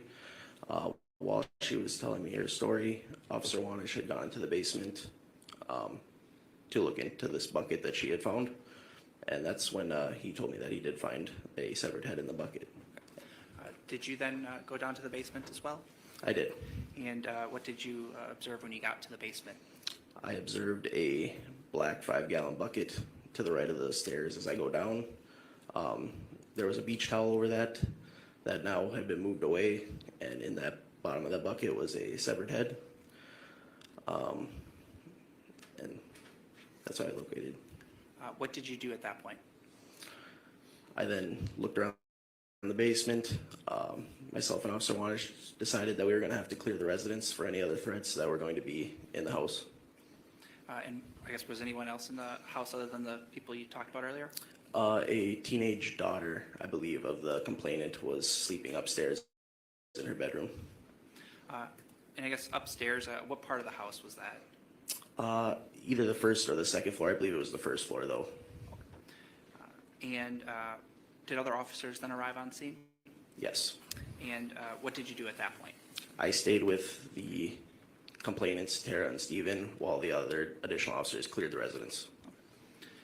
And by, I guess, what do you mean by cleared, just in everyday jargon? Oh, sorry. So they would make sure the residents didn't have any other threats, like anybody else that was not supposed to be in the residence were not there. And I just stayed with Tara and Stephen to make sure that they were safe while this residence was being checked. Were they, by they I mean Tara and Steve, were they transported away from the house? Yes, by additional officers that had arrived on scene. What did you do at that point? While after they were transported? Yes. I just stood by on scene with Officer Wanish and Sergeant Brester until detectives and more officers could arrive to relieve us. And did you assist Officer Wanish with crime scene tape around the area? Yes, at the front of the residence before we had left. And I guess generally were you sort of monitoring if people were coming and going in the house? Yes, made sure nobody else had entered the crime scene. The people who had entered the house, were they all members or affiliates of law enforcement? Yes. Thank you, Officer. I have nothing further. Cross-examination, Mr. Fraley. Thank you. Officer Plonky, a couple questions for you. So on Wednesday, February 23rd of 2022, you were working in full uniform patrol, correct? Correct. Was this zone 4E2? That was my call sign. Okay. Were you dispatched over to 829 Stony Brook Lane in Green Bay? Correct. And you received some information over dispatch, right? Yes. This residence, was it near like the Fireman's Park area? Yes. What report did you receive? That it was the boyfriend, Stephen, who called, but his girlfriend had woken him up, stating that she had gone into the basement and found her son's severed head in a bucket. So you went over there to that residence, correct? Correct. By yourself in a fully marked squad? I went over there in my own squad, but Officer Wanish came at the same time as I did. Okay. And so then you parked on the street? Yes. And the two of you officers walked up? Yes. And it was dark outside, there was snow on the ground, correct? Correct. And who made contact with the residents first? I believe I interacted with them first. Okay. You're the one that knocked on the door, correct? Correct. And then the door opened and you kind of went inside a bit? Yep. Did you see some vehicles in the driveway? I can't recall vehicles. You don't recall if any vehicles were in the driveway when you walked up? I don't recall. There might have been. Okay. Do you know if the vehicles belonged to Tara Pakinich and Stephen Hendricks? If there were vehicles in there, I didn't run the license plates and didn't ask about who they belonged to. Okay. And when you got to the door, you had some discussions with Ms. Pakinich and Mr. Hendricks, correct? Correct. And then what did you do? Did you go inside? Correct. I was inside talking to them. Okay. And then did Officer Wanish follow behind you? Yes. So were you on the first floor in the kitchen area where there was a table? That's where I spoke to Stephen and Tara. Okay. Try to find out what was going on, correct? Correct. And then was there a decision made between the two of you for one to go down and check what was going on in the basement? Correct. Officer Wanish decided to go down and confirm what they were telling us. Okay. As far as seniority, who had more seniority, Officer Wanish or yourself? Officer Wanish has more seniority than I do. Okay. So he took the bull by the horns and went down in the basement to check it out? Correct. And you maintained things upstairs? Correct. And then did you stand at the top of the stairs looking down to kind of keep in contact with Officer Wanish? Correct. And at some point then, were you asked to come down to verify as well what was in the bucket? Yes. And you did that? I did. Did you talk to Stephen Hendricks? I made some conversation with him. I mainly talked to Tara. Okay. But did Mr. Hendricks tell you that he went down to look at the bucket and you couldn't tell what it was? Yes, I believe that. Hi, my name is Dr. Burke, and I'd like to help you take control of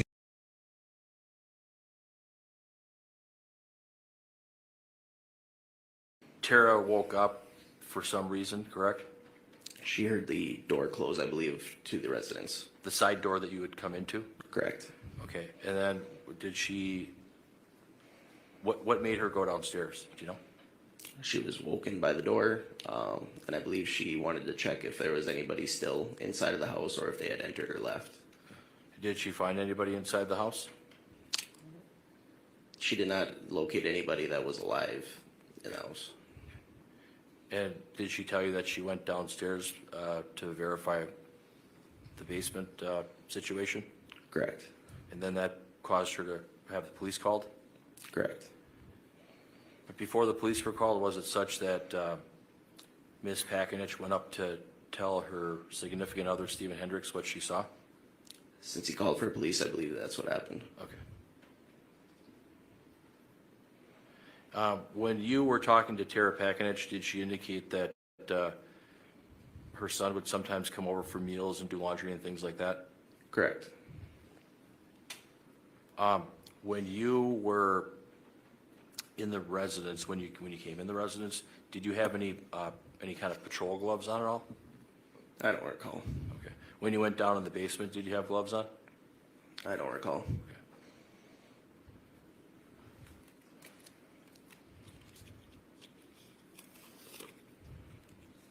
After, I'll strike that. Is it fair to say when you went down the stairs into the basement, you looked inside the bucket several times? Yes. Did you have a flashlight as well? I always had my flashlight on duty. Did you use the flashlight? I most likely did, yeah. Okay. And then you looked around in the basement, correct? I glanced around the basement, yes. You didn't see anybody down there, correct? Nobody else down there, no. Then at some point you went back up the stairs, is that fair? Correct.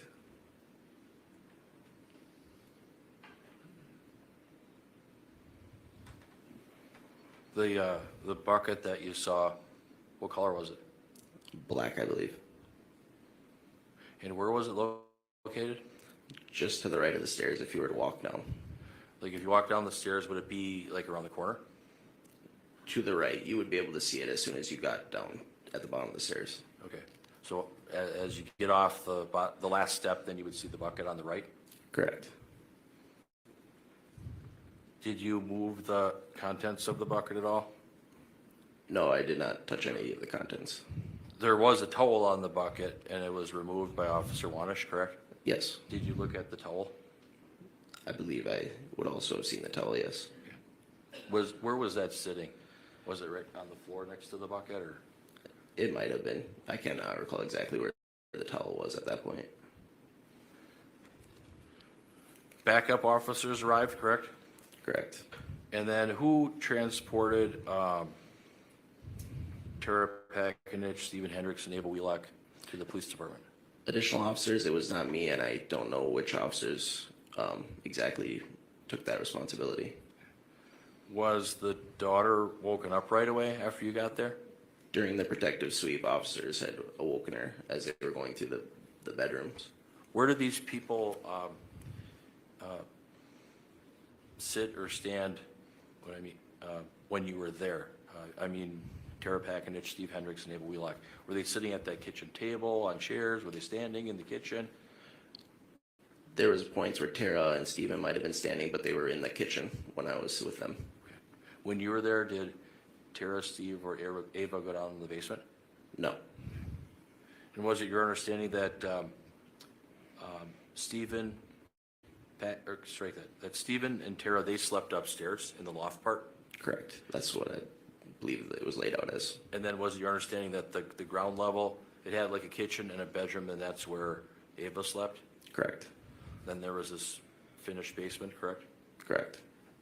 In the basement, there was a laundry area, is that fair? Correct. Storage area? Correct. It was kind of messy down there, correct? It was cluttered, like as a lot of basements are. Lots of stuff down there? Correct. And officers did a protective sweep of the house and found no other threats, correct? Correct. And then you waited on the scene and you started a crime scene log, correct? Correct. When you start a crime scene log, can you tell me what that involves?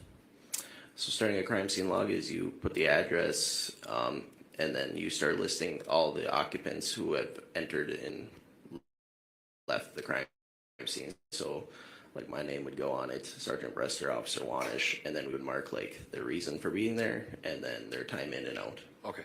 And you did that? I started it, yes. Okay. Did you also assist Officer Wanish with putting up crime scene tape? Correct. Is that kind of like the yellow crime scene tape that we see on TV? Correct. Where did you put the crime scene tape? I believe we just outlined the front yard of the residence, holding it around trees and making sure that everybody could see that they were not supposed to enter the property. Did it cover the front door of Stony Brook? It would have encompassed the front door. And the side door of Stony Brook? I can't recall exactly if we had brought crime scene tape up to the back point.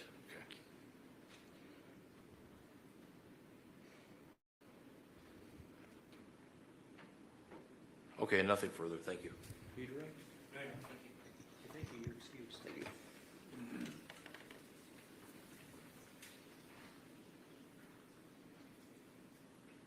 Okay, ladies and gentlemen, we're going to take our mid-morning break. It's about 5 after 10.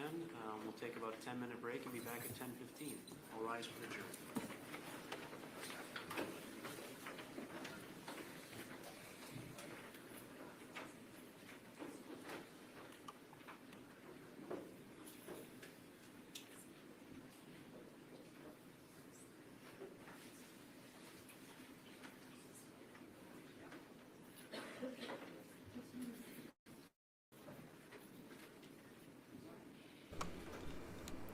Okay, they taking their 10-minute break. What we could talk about? Let me look at this comments. Let's see what I have here. Council, anything for now before we take a recess, Mr. Sanders? No. Mr. Braylon? No. Very good, so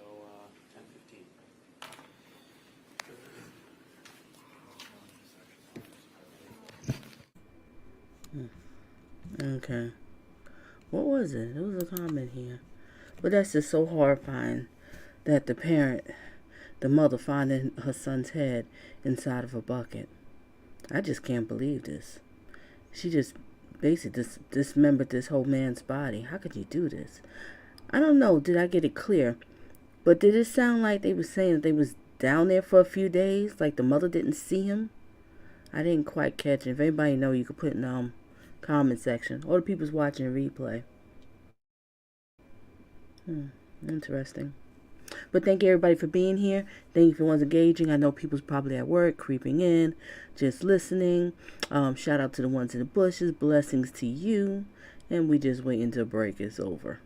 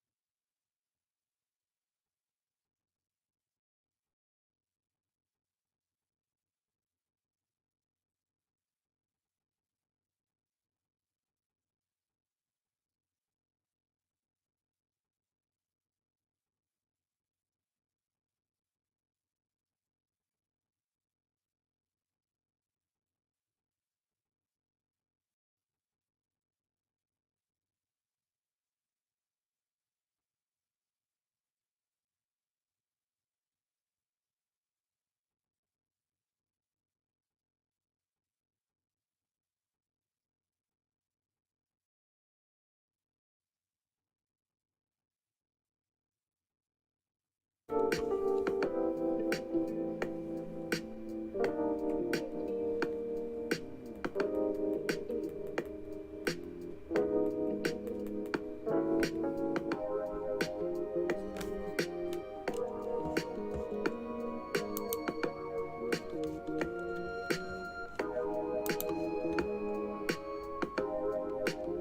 I'm Mark Lichtenfeld, Chief Income Strategist for the Oxford Club, and I've got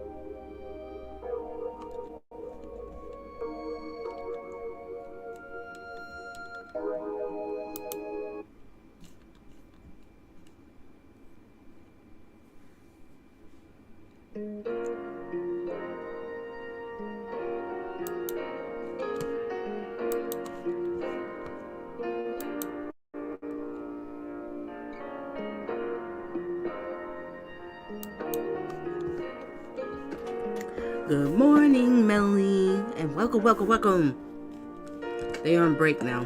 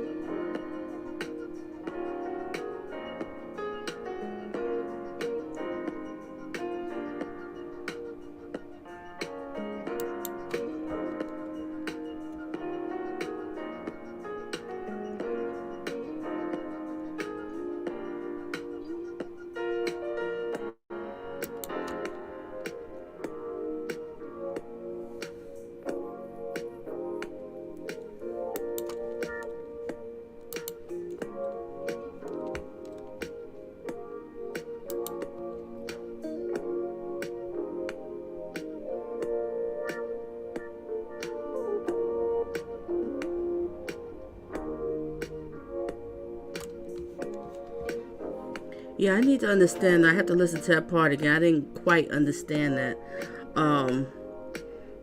What he told the jury. I wasn't quite sure on that one.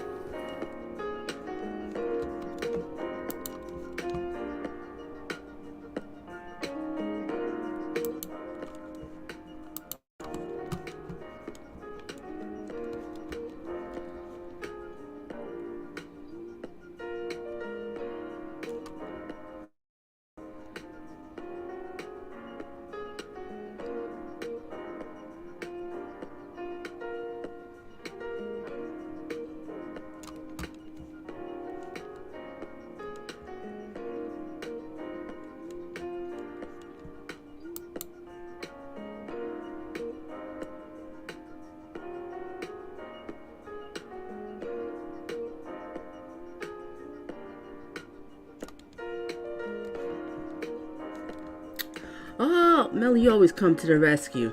All right, in another two-part trial, guilt is the first part, and then the jury will decide if she was legally insane or not. Okay. Much better clarity.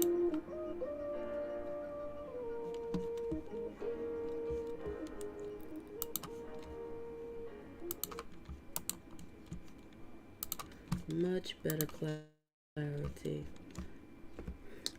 Part 2, jury decides if she's insane.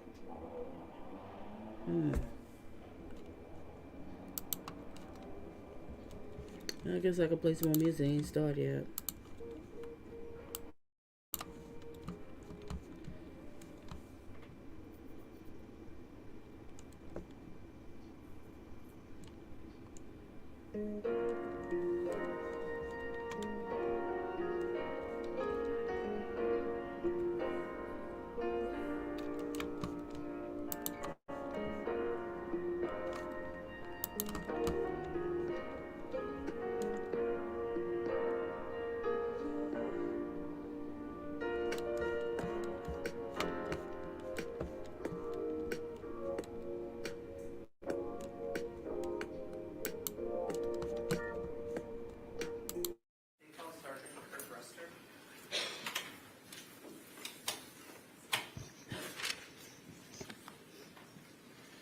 Sir, if you want to come right up here, and then before you have a seat, just turn and face her and raise your right hand to place you under oath.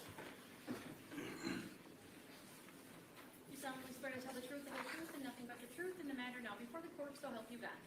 Please have a seat and state your name for the record.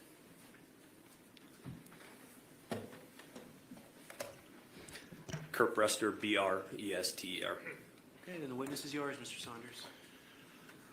Can you tell us how you're employed? I'm a patrol sergeant with the City of Green Bay Police Department. How long have you been employed in law enforcement? Approximately 15 years. Is the entirety of that time with the Green Bay Police Department? It is not. Okay. And how long have you been with Green Bay? 11 years. You mentioned you're currently a sergeant, is that right? Yes. And I guess what are some of your duties as a sergeant as opposed to a patrol officer? There's a wide range of responsibilities for sergeant, from administrative and scheduling work to managing larger scales calls. In some respects, do you act as sort of like a supervisor for a shift? Correct, yes. But you still work patrol? Yes. So is it the case that you still respond to incidents? Yes, sir. And were you a patrol sergeant in February of 2022? Yes. I want to ask you about February 23rd of that year. At about 3:24 a.m., did you respond at some point to a call on Stony Brook Lane? Yes. And what was the reason you responded to that residence? We had received a call that a resident inside that house had found what she believed was a severed head inside of a bucket. Were you the first officer who arrived? I was not. And which officers were those? Officer Wanish and Officer Plonky arrived on scene prior to my arrival. And when you got there, I guess what happened? When I arrived, I made contact with Officer Wanish outside, and he explained to me what he had seen in the basement of this residence. And that's when I had entered the residence at that time. Okay. And what did you do when you entered? Well, I made contact with two individuals in the kitchen, and I explained to them, due to the severity of what was happening, we were going to do a protective sweep of the residence. And a protective sweep, that's essentially looking for people that may have been in the house? Correct, for the safety of us and others inside the house that we're speaking with. Apart from the two individuals you encountered in the kitchen, was anyone else found in the residence? There was a juvenile female in a bedroom on the first floor that we had contact with during our protective sweep, yes. Okay. And I guess was she essentially woken up by officers? Yes, and we had her go back into the kitchen by the other two adults. And you indicated you didn't locate any other persons in the residence? Correct. At that point, Officer Wanish had previously told you about what he observed in the basement, is that right? Yes. During the course of your protective sweep, are you going through the entirety of the residence? Yes. Including the basement? Yes, sir. And when you're in the basement, did you observe any other parts of a human body? I did not see any more parts of a human body, no. Okay. And did you locate any areas of suspected blood or other related material? Yes, there were red spots on the concrete floor that was consistent with blood. And also, I was advised by another officer that there was a piece of... Objection hearsay, Your Honor? I'm not necessarily offering it for the truth, Judge. Yeah, overruled. Go ahead and answer. A piece that would appear to be a bone fragment or fatty tissue on a drain on a stand-up shower in the basement. And so you mentioned the areas of suspected blood were drops, is that right? Correct. Were there areas of large-scale pooling at all? I did not see any, no.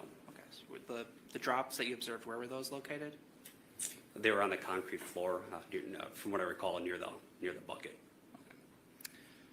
Other areas of the basement, did you observe anything of that nature other than what you talked about earlier?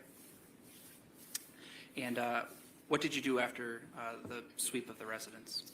I again made contact with the adults upstairs and advised, or asked if we could ultimately have consent to search the rest of the residence regarding to the crime. And we obtained verbal consent at that point. So the initial responding officers, you're doing the protective sweep to look for people. Is there a larger scale, search of the house? At that point, no.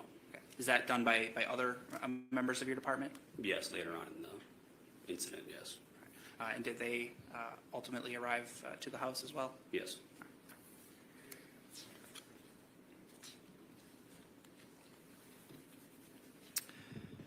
Thank you, Sergeant. I have nothing further. Cross-examination. Sergeant Brester, morning. You were on uniform patrol on February 23rd of 2022? Yes, sir. What was your shift? I was a night shift sergeant at the time, so I started at 10 p.m. and worked until 6:30 a.m. And you were on patrol in a different area in the Adam district, correct? Yes, I was on a other call at the time. Okay. And were you asked to come over to 829 Stony Brook Lane? Yes, sir. Who asked you to come over there? Officer Wanish. And Was it regarding a suspicious situation over there on Stony Brook? Yes. Did you hear something from dispatch? Did they give you any details as to why you were supposed to go over there? Yes, while I was on the initial call I was on, I did hear the Stony Brook call being dispatched out, and I did hear the nature of the call at that time, yes. So then you left the Adams district, went over to Stony Brook, and where did you park? From what I remember, I parked down the street, not far from the actual address of the incident. And you walked up on the sidewalk? Sidewalk into the driveway, correct? Okay. And did you see Officer Plonky and Officer Wanish there then outside? Yes. And did they kind of brief you on what was going on? Yes. Was that outside? I believe it was outside, yes. And did you try to figure out a game plan as to what to do? Yes. Officer Wanish needed your assistance because this was kind of an unusual situation. Is that fair? Correct. And they wanted you as the supervisor, as the sergeant, to kind of verify what they were seeing, correct? Yes. And you had responded to this location at 829 Stony Brook Lane with your emergency lights and sirens on, correct? Yes, sir. It was a kind of a dire emergency situation, correct? From what we're gathering at the point, yes. So then you walked inside the residence? Yes. And who did you talk to first? I talked with a male and a female at the kitchen table. I believe her name was Tara and the male was Steven. Okay. And did you have any concerns about what they were saying? Whether Not that they're saying, I don't know if they're in shock, but yeah, they were, he appeared to be drinking alcohol, but other than that, I think, yeah, there was nothing out of the ordinary at the time. You were able to converse with them? Yes. And then were you asked to go down in the basement to check it out? Yes. And did you? Yes. Did you have patrol gloves on? I cannot recall. Okay. Tell me what happened when you started your descent down into the basement. Well, we went down the basement, and from what I remember, I asked where the bucket was, and we found the bucket at the bottom of the stairs off to the right. And there was what appeared to be some kind of toweling or cloth over the bucket, and we opened it up, and I confirmed that it appeared to be a human severed head. Okay. And when you were down in the basement, were the other officers down there, Plonky and I Wanish? believe at least one came down there with me. I thought maybe one stayed upstairs with the two adults. Okay, just to maintain? Right. Then did you decide to call for additional assistance? We did at that time, yes. Was it your call? Yes. Who else did you call to come over? The other officers that were on scene, and then we had another sergeant was working as the shift commander at the time, and he began making phone calls to detective division and additional supervisors above my rank. Okay. This residence at 829 Stony Brook, was it essentially 3 levels with a basement, a floor level, and then an upstairs? I know for sure the basement and the main level. I can't remember about the upstairs. I believe there was an upstairs. Did you go up there and check it out? Not that I remember for sure the basement and the first floor. Okay. You found no other people besides Tara, Steven, and Ava, correct? Correct. You didn't see Taylor Schabusiness there, correct? No, sir. You didn't see any body parts there, correct? Besides the severed head, that's it. The downstairs, was it fair that it was sort of in disarray? It was it appeared to be a live-in basement bedroom that somebody was living in. Yes.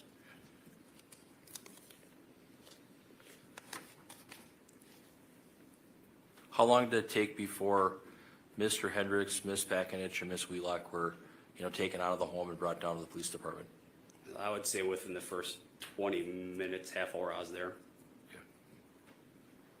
And was her bedroom on the ground level off the kitchen? Whose bedroom? Miss Wheelock, Ava Wheelock, was her bedroom like on the same floor as the kitchen? Yes, between the kitchen and the living room. Can you describe that ground level when you come in that side door? Sure. So you come up the side door, you walk up a few stairs into the kitchen to your left, and then when you go through the kitchen, there's a hallway that runs, I guess, north and south with the living room on your right and the bedroom in the right as well, down the hallway. Is there a bathroom there on the first floor? I believe there was. Okay, and that's all there is to the first floor? It's Yes. real, it's a very small house, correct? Yeah, it's a smaller house. Cape Cod style? Yeah, There's a separate garage there? there was a detached garage, correct? Did you see vehicles parked in the driveway on that particular evening? Not that I could recall. Okay.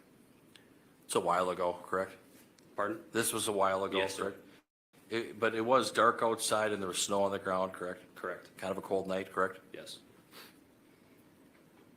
And then you asked Tara Pakinich if you could, search the residence, correct? Yes. She gave written consent, yes? Once she got to the police department, she put pen to paper on the consent, yes. When you were there, Sergeant, did your other officers, Wanish and Plonky, start putting out police crime scene tape? They did outside, yes. Did they follow all the procedures? Yes. Was there any way that the crime scene was disturbed in any way, shape, or form? No. At this property, there's like a driveway and then there's a separate detached garage, correct? Correct. And there's a backyard too? Yes.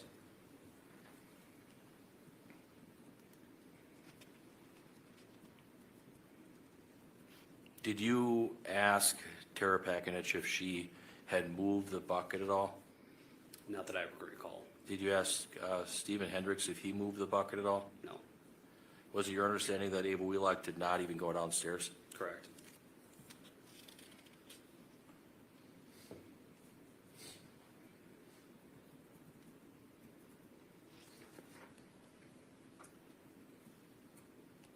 And is it fair to say that prior to having additional detectives and supervisors come to the scene from the detective division, that you didn't do any other searching of the residence? Correct. You and the other two officers just kind of stood by and maintained the scene? Yes. And then other detectives then came, Detective Biller, Detective Scanlon, Lieutenant Strauff, correct? Yes. And did you brief all of them on what you knew? Pardon? Did you brief all of them Yes. on what you knew? Yeah. Okay. Okay, nothing further. Thank you so much. Redirect? No, thank you. Thank you, you can step down.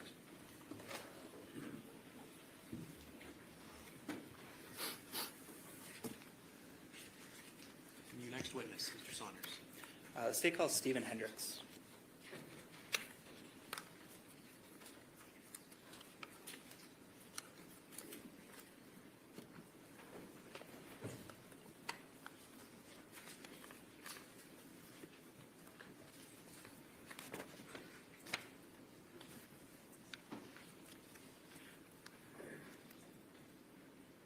Okay, sir, if you just want to step up over here, and then before you have a seat, turn and face her and raise your right hand, she'll place you under oath.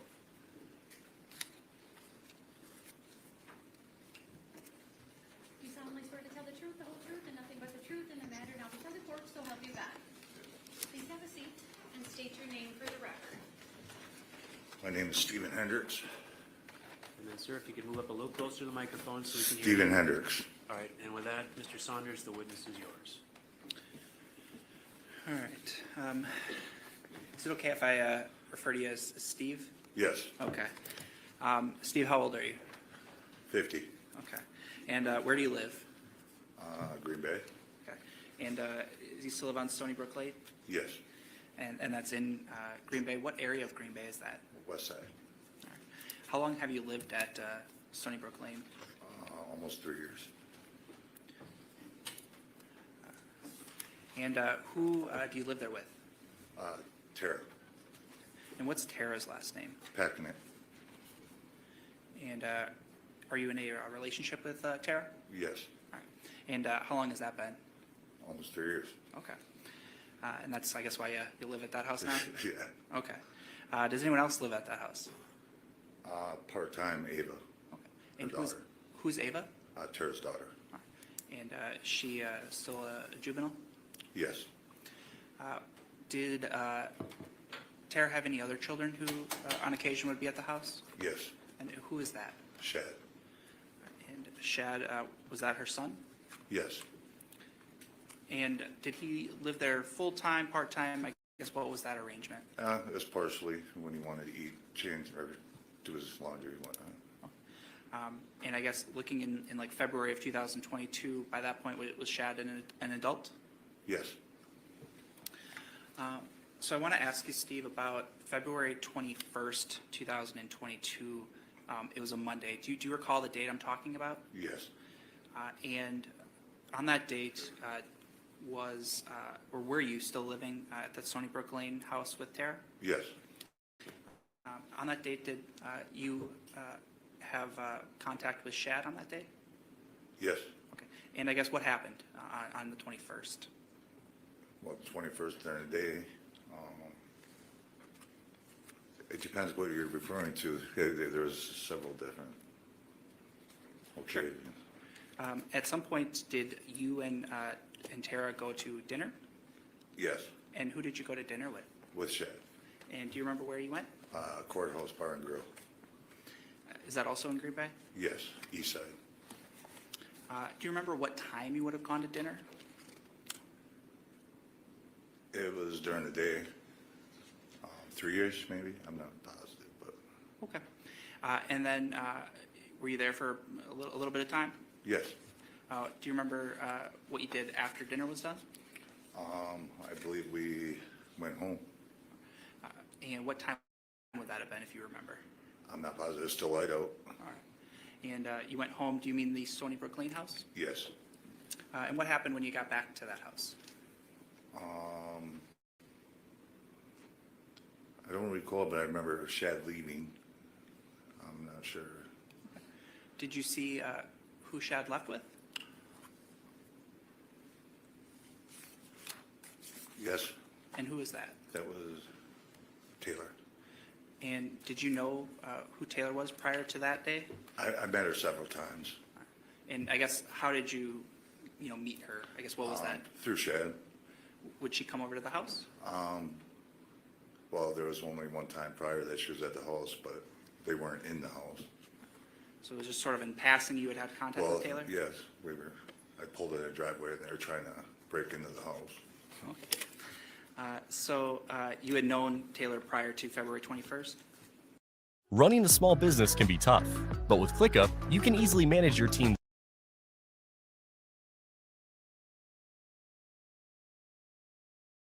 The Stony Brook house, is that right? Yes.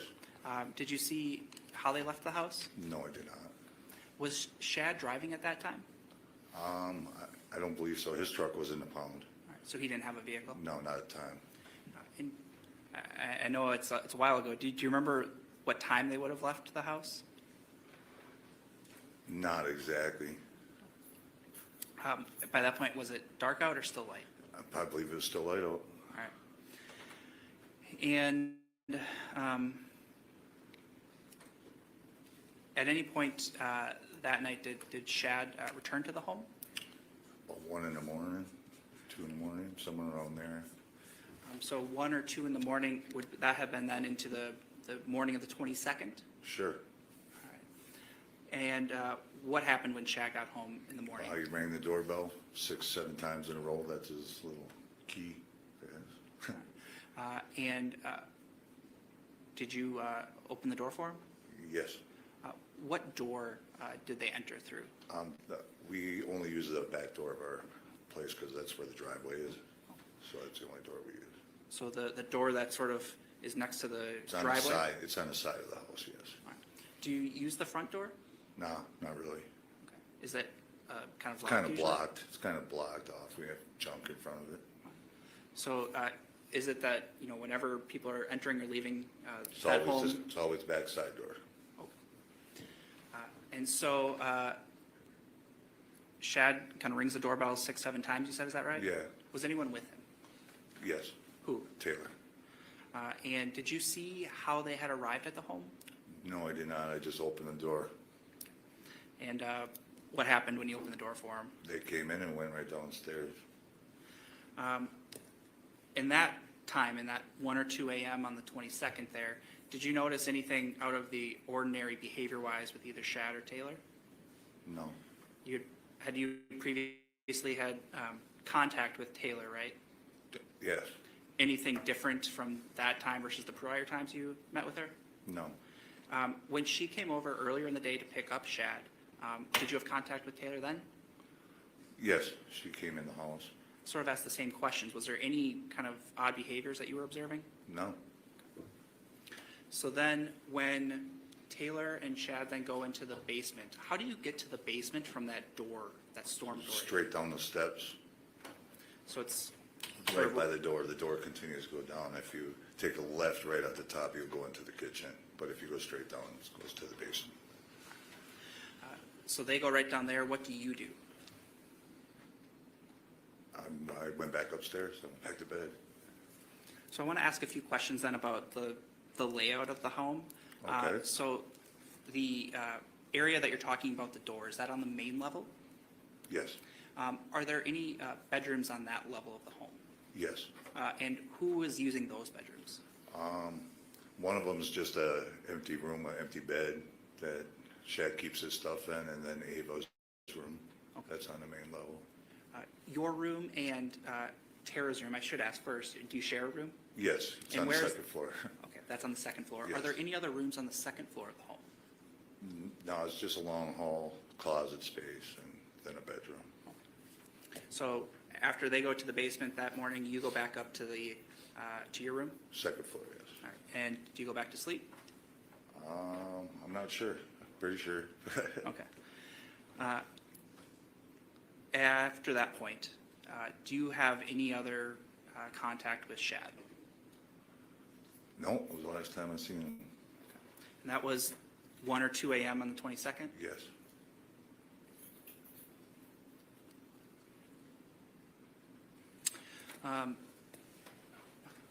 What about Taylor? Had you had any contact with Taylor after that point?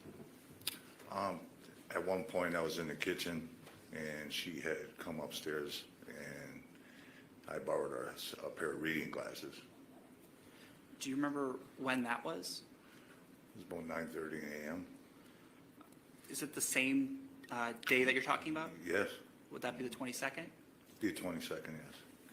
So you're in the kitchen about 9:30 in the morning, and Taylor comes in the kitchen? Yeah, And I guess the kitchen, is that right off of those stairs? it's right off the stairs, yes. And I guess what happens when Taylor comes into the kitchen there? Nothing. She asked if I had a pair of glasses. I had a pair.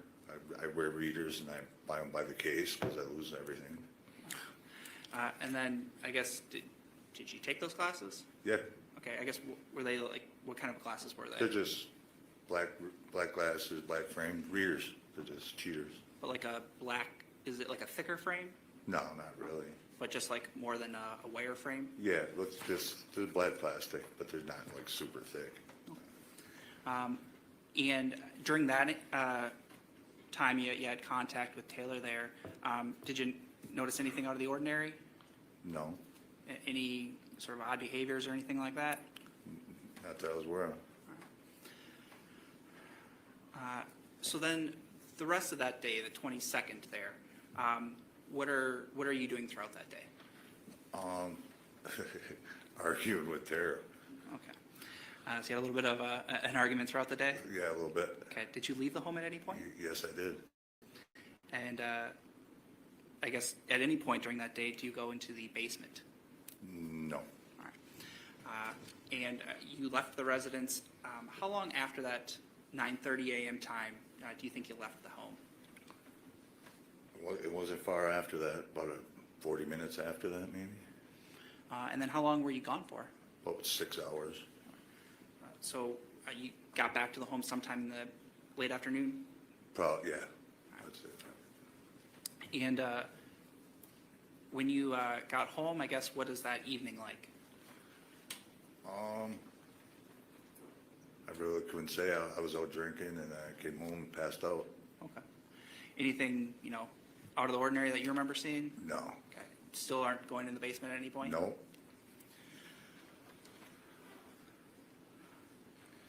I then want to ask about the following, I guess, morning time. Do you remember anything happening of note in that early morning of the 23rd? Except for when I was woken up, you mean? Other than that? Yeah, so were you woken up on that time? I was woken up, yes.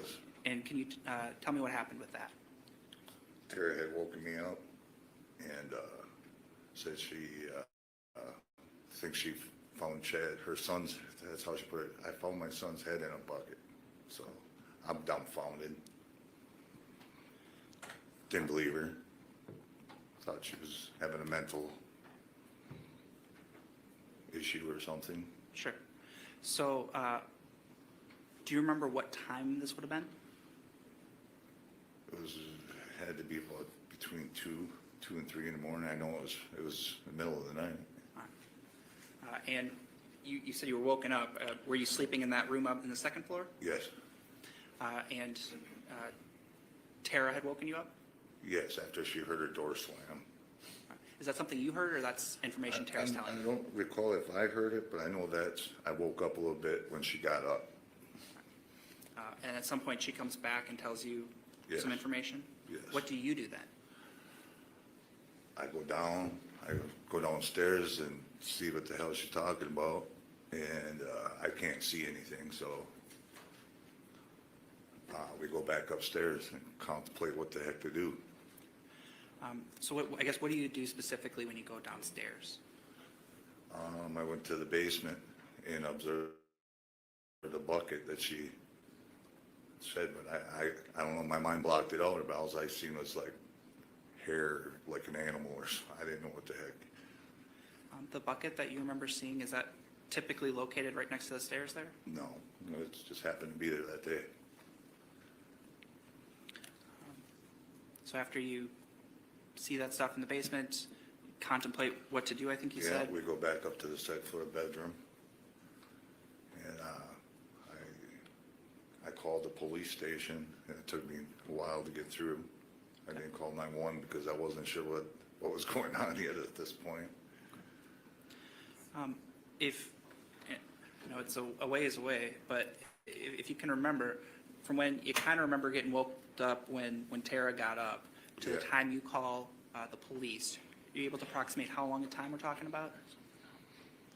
Within 30 minutes, I can't really say exactly, but it was within 30 minutes. I mean, she woke me up, went downstairs, went back upstairs, and then took me about 10 minutes to get through because I didn't call 911, I called the police department.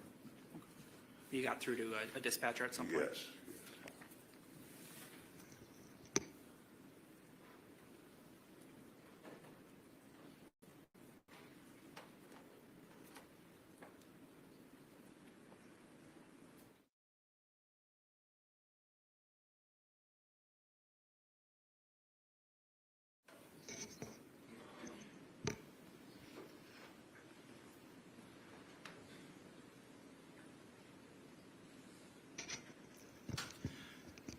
So after that point, did officers arrive at your home?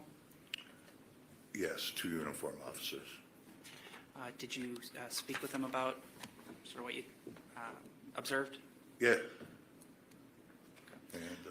And did you go down to the police department then and speak further with officers?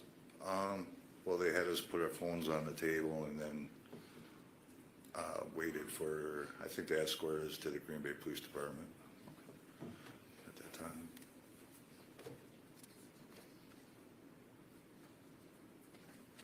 Thank you, Steve. Nothing further, Your Honor. Cross-examination, Mr. Freilich. Mr. Hendricks, good morning. Good morning. Shad Thyrion is the son of your girlfriend, Tara Pakinich, correct? Yes. He's not your son, right? Right.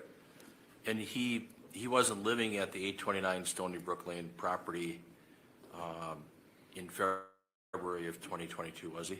No. He lived with his father, Michael Thyrion, correct? Correct. He would come over to the residence on Stony Brook to eat, take a shower, do laundry, things like that? Sure. And to come and visit you and Tara, his mom? Well, more Tara. Okay. But you knew him, right? Yes. You had only met Taylor Schabusiness one time before? Prior to that, yes. And that was a brief meeting, is that correct? Yes. And sir, was it your understanding that Taylor Schabusiness went to high school and maybe middle school with Shad Thyrion, That was my understanding. and that they went to high school at Bayport together, correct? I understood that, yeah. The last time you saw Shad Thyrion was when?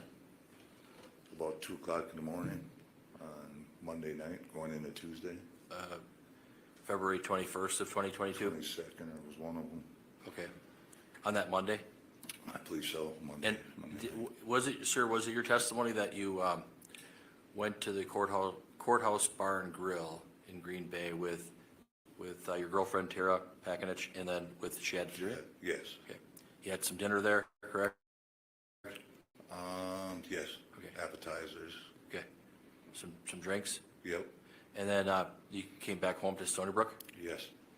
And then at some point, did Shad leave the residence then? Yes. Do you know what time? Not exactly.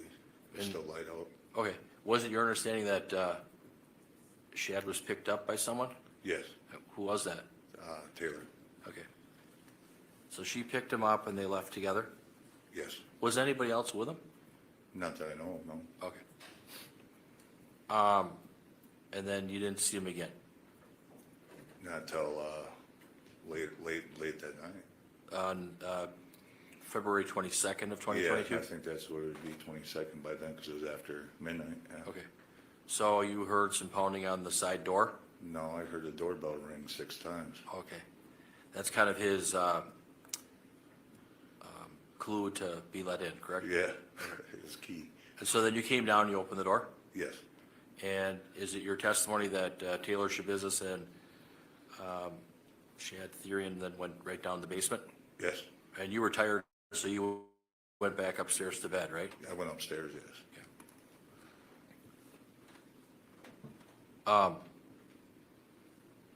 You remember when the police came to your house on February 23rd of 2022, correct? Yes. You were waiting for them, correct? Yes. You're the one that actually called 911? Yeah, I didn't call 911, I called the police department. Okay, you called the Green Bay Police Department, non-emergency line? Non-emergency line, yes. Okay. And then you asked to have someone come over? Yep. And then do you recall meeting with an officer or officers at the door? Yes, 2 officers. And that's at that side door, correct? Correct. And the side door to the house is like right by the driveway, correct? Correct. Now, on this particular night, there were vehicles in the driveway, correct? Correct. Whose vehicles were they, sir? Tara's and mine. Okay, what kind of car do you have? I have a Forester. Okay. And Tara? She has a Volkswagen. Okay, and they were parked like off the side door in the driveway? Yes, in the driveway, yes. Any other vehicles in the driveway? No, not that I'm aware of. Okay. And then you talked to the officers, correct? Yes. And you told them what you knew, or is that correct? Yes, and then they went down and took a look themselves. Okay. They went down in the basement? Yep. And where did you go? I sat at the table where they told us not to move. Okay, and you followed directions, correct? Yes. And where was Tara Pakinich? Was she She's sitting right at the next to table? me. Okay. Yes. And when did Ava Wheelock get up? I didn't even know she was there at the time, and right around the time they came over, I didn't realize she was even there yet. Okay. Did she come and sit at the kitchen table as well? Yes. Okay. Do you have issues with your vision? A little bit. If you don't have glasses on, do you have a hard time seeing? Yes. Okay. Glasses help, right? Yeah, for reading, yes. Okay, sure. If you don't have the glasses on, is it difficult to see real far? No. Okay. Can you see, are you nearsighted or farsighted? I'm just getting old. Okay. But as far as you can see, can you give me like a distance? Just words are blurry. Other than that, I can see you just fine. Okay. And on this particular night, February 23rd of 2022, when you went down the stairs, sir, you Yeah. didn't have any cheaters or glasses, right? No. Everything was kind of blurry? Yeah. And you thought that maybe Tara Pakinich was seeing things, is that correct? Having mental issues, I don't know if she was hallucinating or anything like that. It's just, I got woke up out of dead sleep and I'm just I'm tripping out now. You were pretty stressed out, fair? Well, yeah. She wakes me up crying, telling me she found her son's head in a bucket. Yeah, a little disturbing. When you were, when she was trying to wake you up, were you in a dead sleep? Not really. I mean, I was sleeping, but I was aware that I needed to get up. And is it your testimony that when you looked in the bucket, you couldn't tell what it was, correct? Correct. And after you and Tara Pakinich talked, did you talk in the kitchen? You know, after you went to the basement, you came back up, and did you talk to her in the kitchen? We went back up to the bedroom. That's where my phone was. Oh, okay. And then you kind of contemplated on what to do? Yeah. You didn't know if you should call 911 or I not? didn't know whether to call 911 or so I just called the police department because I didn't want them screaming in sirens and all that crap. Okay, all right. How long after you made that call did it take for the police officers to get there? It was late at night, probably 10 minutes, not even. Okay. Did anybody move the bucket at all? No. Did you move the bucket? Nope.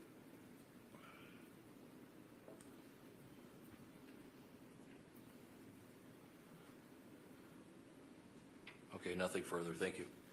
Let me redirect.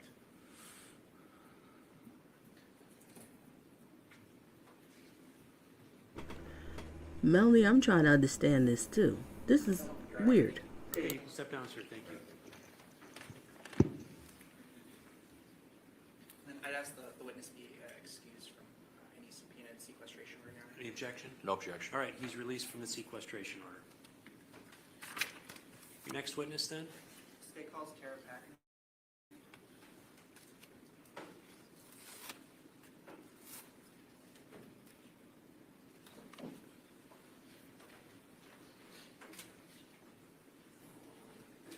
Ma'am, if you want to step right up here, and before you have a seat, turn and face her and raise your right hand. She'll place you under oath. You solemnly swear to tell the truth, the whole truth, and nothing but the truth in the matter now before the court, so help you God. Yes. Please have a seat and state your name for the record. Tara Packenick. Okay, then the witness is yours, Mr. Saunders. Can we have a brief sidebar, Your Honor? You may.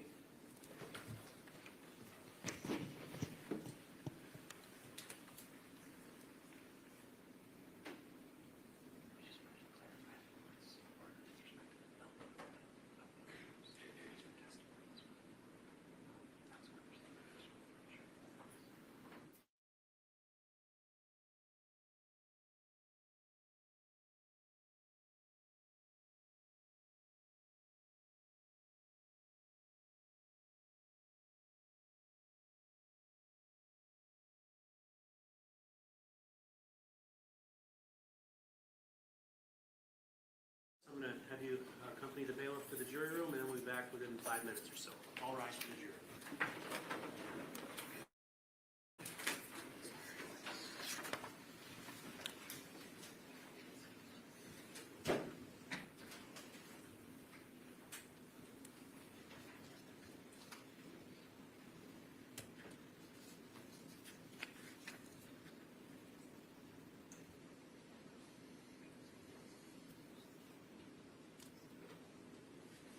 Be seated. I need to clarify with the media in the back that this is a victim and she's not to be live streamed. She's not to be videoed. My understanding is that that's what's happening right now, so we need to stop it, okay?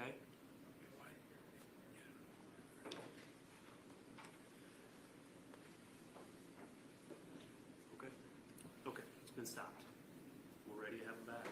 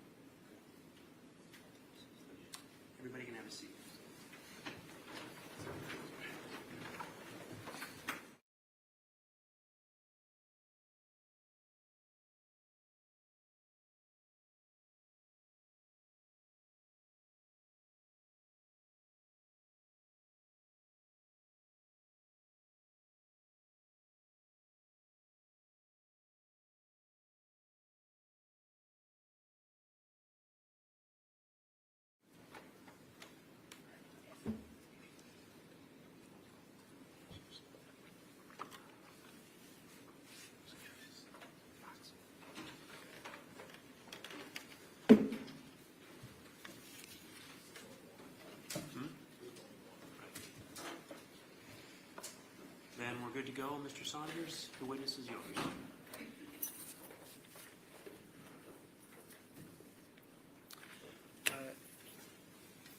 Sir, if you don't mind me asking, how old are you? 49 All right. And where do you live? on Stony Brook Landing.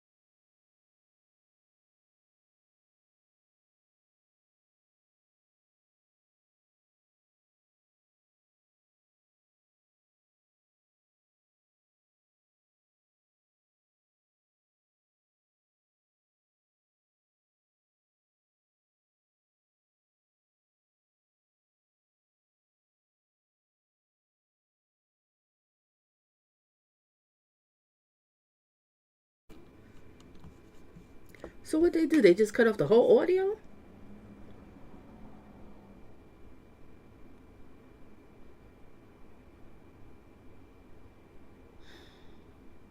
I don't know what's happening. Would they cut off the whole audio? You don't even hear her talking? Nothing?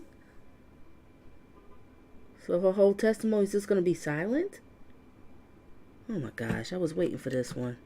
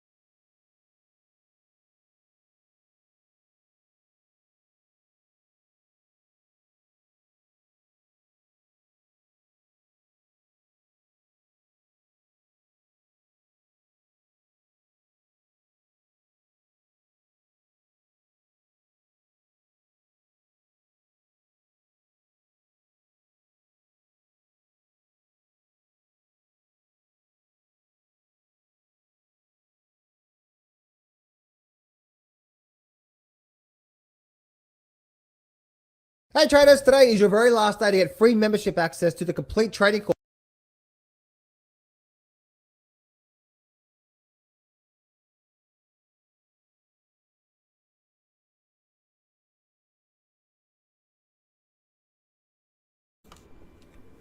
Oh wow. The witness requested no audio. Requested no audio, no video. Oh my gosh. I wanted to hear how they met, how long they've been together. Were they having problems? What was their relationship about? We're never gonna know. The main thing I want to find out about the back history of the relationship. And his relationship with his mother. This is really... Oh well. Isn't this great? It's silent on other streams too. Maybe they're contemplating. Yeah, well, we know now the answer.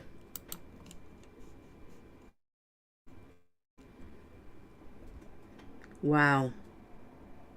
I was waiting for the mother to hear her on the stand. I wanted to know how they met. How long was their relationship? Come to find out he's not even living there. How often was Taylor at the house? What was her relationship with Taylor? Was she surprised? Did they argue a lot? Did they used to do drugs in the house together? All these questions not going to be answered. We're never going to know. So much transparency in our judicial system. The jury is hearing it, but not us. It makes me question the evidence, honestly. Yeah. You have a point there. Now I'm like totally confused. I don't understand. All right, you don't want to show her. Okay, I can respect that. Even though I don't see why you're not showing her. She didn't do the crime. I don't think her life is in danger that I know of. But we can't even hear nothing. I just feel like shutting down the whole stream because this was the main thing I was waiting for. This right here to find out a lot. We're not going to find out. You know, my channel is all about the dating, love relationships, and toxic relationships. I'm trying to figure out their whole relationship, the whole relationship dynamics. How long were they doing drugs together? Were they just, the only thing I know, they met in high school, but were they been dating since high school? I don't think so. She has a child, it's not his. Was she living at the father's house? Could come to find out he wasn't even, he wasn't really living with his mother. He was living with the father. Yeah, it sounds like it too. It sounds like everybody's over there getting high doing drugs. Drugs, drinking. Yep, something to hide. Oh, wow. This is, wow. She married to someone who is shockingly locked up. Oh, Taylor to business, right? She has a husband. I guess they currently still married, and he's locked up, and he was a meth dealer or something like that. And I think that's her child's father. This is crazy. No sound. Witness requested no audio or video. How did this happen? Request? I didn't know people can request stuff like that. I mean, I understand if your life is in danger, stuff like that.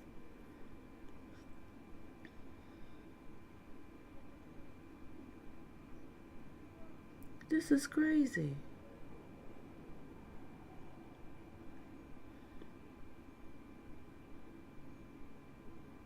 Look at her expressions. I don't know if it's expression because she think what she's talking about. I don't know. She always have different expressions. Seems like people's talking to her. Schabusiness. Seems like she has little people talking to her. I don't know. I'm never gonna find out the dynamics of this relationship. That's the main thing I wanted to know. That's my challenge about. That's what I want to know. Yeah, that's what I'm saying. Look at her facial expressions, Melanie. But the thing is, she does that all the time. So we don't know if she's doing that and saying, what is she talking about? Ooh, she's shocked. It's like I know Taylor's business. She always does this. Like if people's talking to her, she's having conversations with other people in her head. Or she's smirking because the mother could be saying something like, ha ha, I killed your son. We don't even know. We're never going to know. We don't know what she said on the stand. Why she can't talk? Why we can't hear her talk? You're testifying on the behalf of your son to put this woman away for what she did to your son in your home. I don't get it. I really just don't get this. This is totally new to me, ladies and gentlemen. Whoever's watching replay here, this is totally new to me. I don't know. She squints a lot. I think she has visual issues. I don't think it's visual. I see when people do that. It's more like somebody's talking to her. Could be that, Melanie, but it just seems more like she has people talking in her head.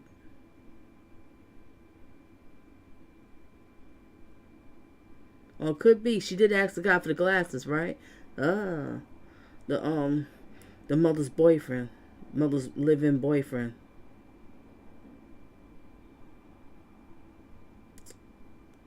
Oh well, the main thing I wanted to listen to. It's like now I don't even know how to go about this whole story because I don't know the dynamics. Don't know how they met. How long were they together? Is the mother shocked that she did it? Did they used to have a lot of domestic violence together? Did the mother catch them doing drugs a lot downstairs? The way the father was talking like he wasn't really too welcomed at the house. I mean, my thoughts and opinion, the way the live-in boyfriend was sounding, like he wasn't too welcome at the house. He had to knock at the door, so he ain't got keys, I'm assuming. Why was that? Did she not really want him there because her son and Taylor was doing meth and didn't want them in the house doing meth? Because it seemed like he just come by to do laundry and eat some food.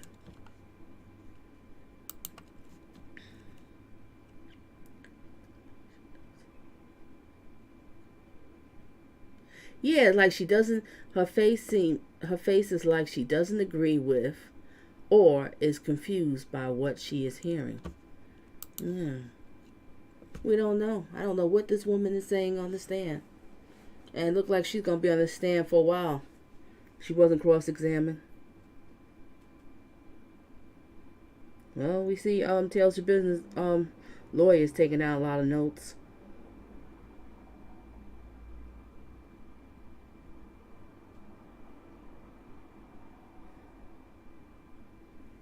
Ridiculous.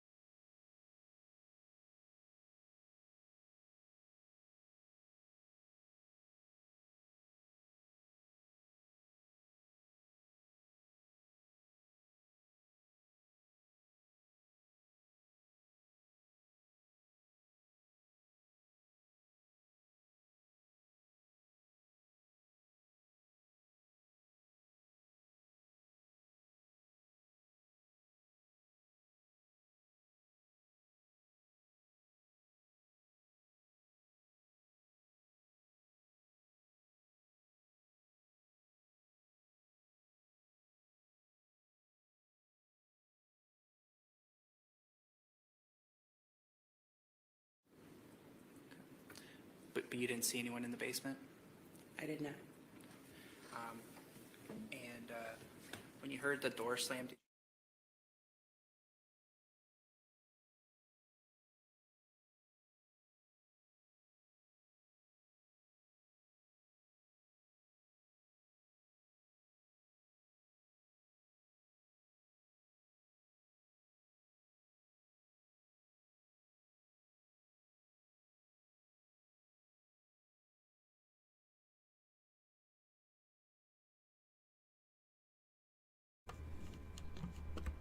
Well said, Melanie. This is what I don't understand. Yeah, if we are innocent until proven guilty, then why we have to show our face? That's a very good point. Can I rant for a minute on double standards?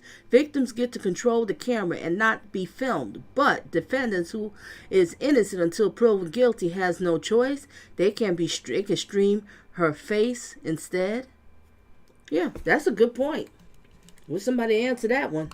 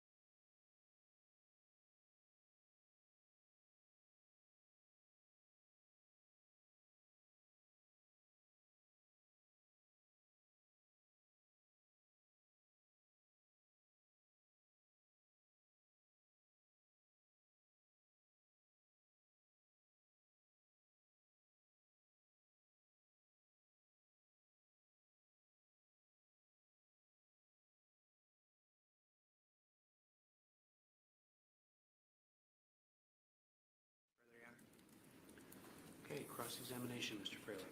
Thank you. You are Tara Pakanik. I am. You've been involved in a relationship with Stephen Hendricks for how long, ma'am? Approximately 3 years. And you live together at 829 Stony Brook Lane in Green Bay? We do? That's over by Fireman's Park area, right? Yes. With regards to Stephen, does he wear cheater glasses? He does. Does he sometimes have issues with missing his glasses or losing his glasses? He does. I order 5 pair at a time. Okay. Does he have difficulty seeing if he doesn't have his glasses? Yes.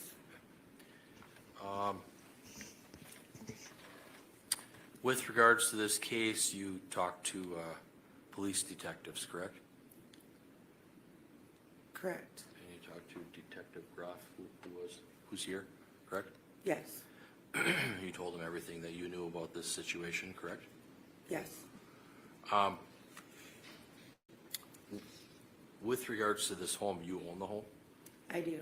And is it, it's got a basement, a ground level, and then an upstairs, correct? Yes. Would it be fair to say that it's kind of like 3 levels, so to speak? So to speak. Okay. Your bedroom and Stephen's bedroom is upstairs, correct?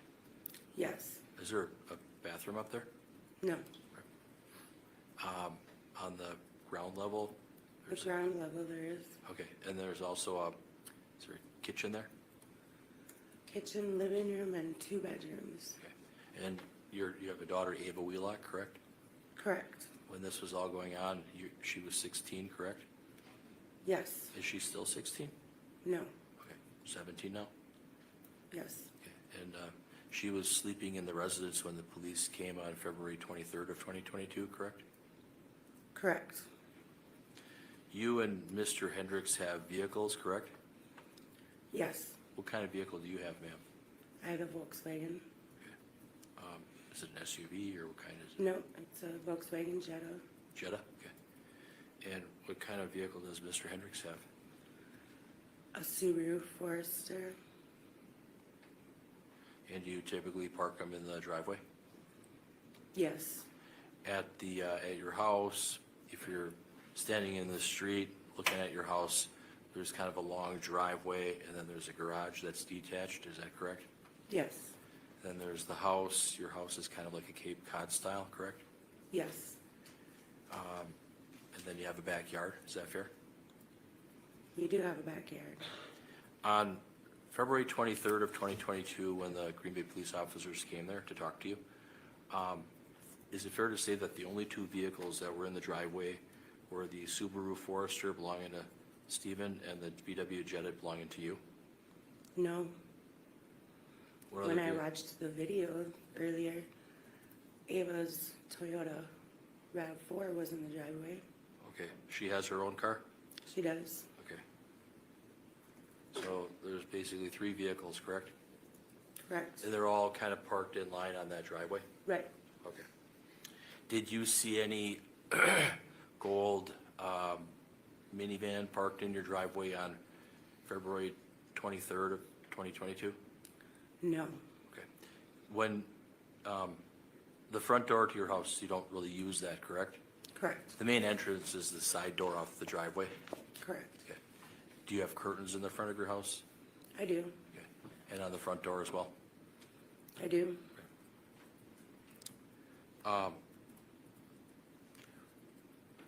With regards to the bucket that was in the basement, you went down to the basement to bring the cat down there? Earlier in the evening, yes. Okay. And then you went back down there because you heard the door slam? Correct. To see if Shad was still home. If he was not, to turn off the lights and Because lock the door. the lights were left on in the basement, right? Correct. And you didn't see anybody downstairs, correct? When you went down there? Okay. No, I did not. And as you were going up the stairs, then you saw this bucket? Right. Okay. And was there anything over the bucket? What? Was there anything over the bucket?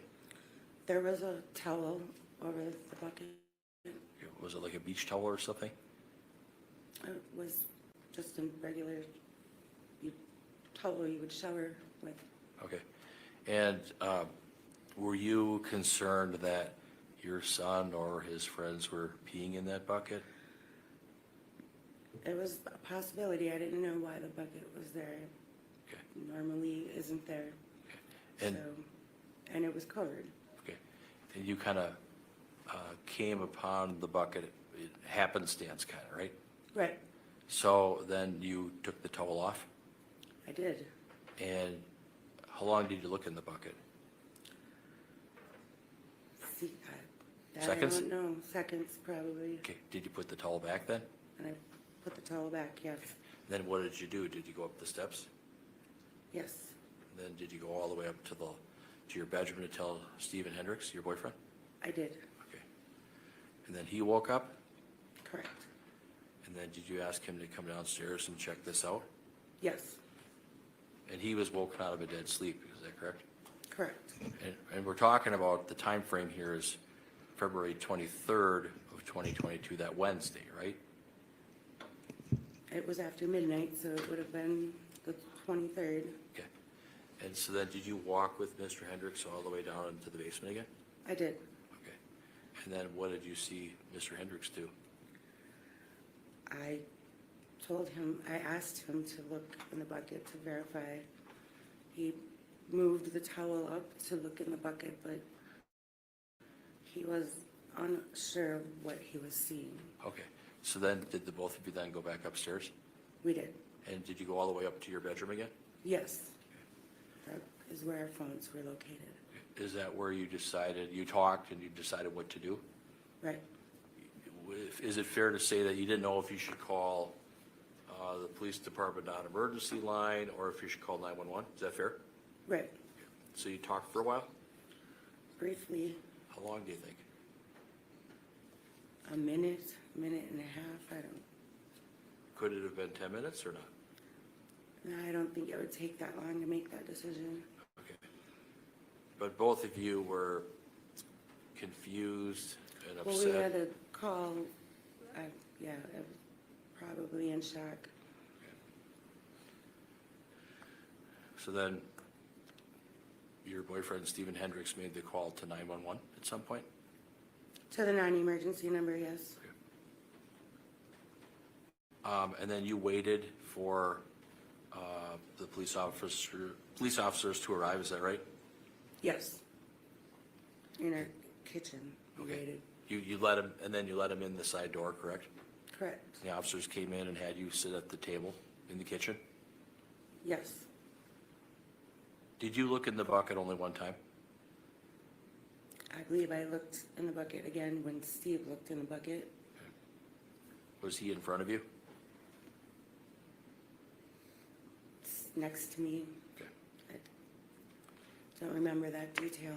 Sure. Now, in February of 2022, your son, Shad Thyrion, was living with his father, Michael Thyrion, Correct. and your son would come to your house to eat sometimes, correct?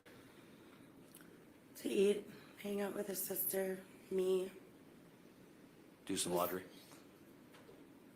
What? Do some laundry, right? Yeah. Okay. And would you have to tell him to take a shower? I don't know that I had to tell him, but he'd shower there. Were you worried that he didn't always take care of himself? Yes.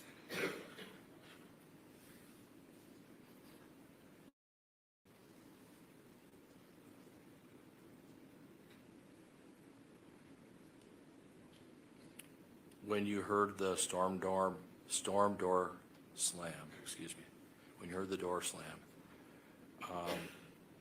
did you see anybody go outside? No. Did you see anybody drive away? No. Did anybody come upstairs by you and Stephen on February 23rd of 2022? No.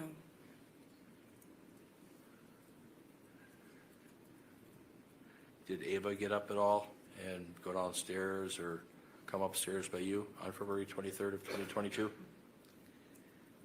Ava's room is on the main level of the house. Yep. She was woken up after the police were already at the house. She never went into the basement. Okay. When the police officers arrived at your house on February 23rd, you didn't go back downstairs, correct? I did not. The officers had you stay by the kitchen table, correct? Correct. And then at some point, is it fair to say that the officers had you, Stephen, and Ava all go down to the police department to give a statement or at least talk about things? That is correct.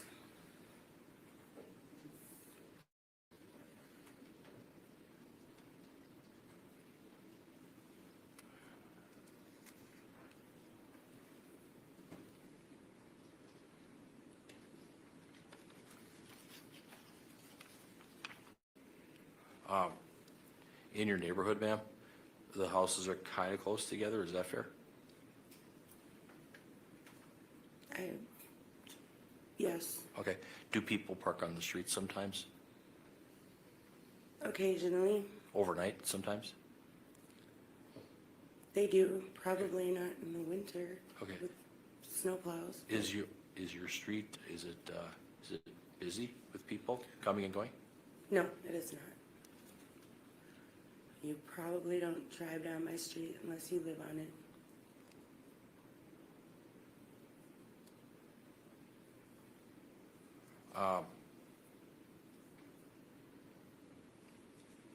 On February 22nd of 2022, when you and Stephen had a little bit of an argument, that was on that Tuesday?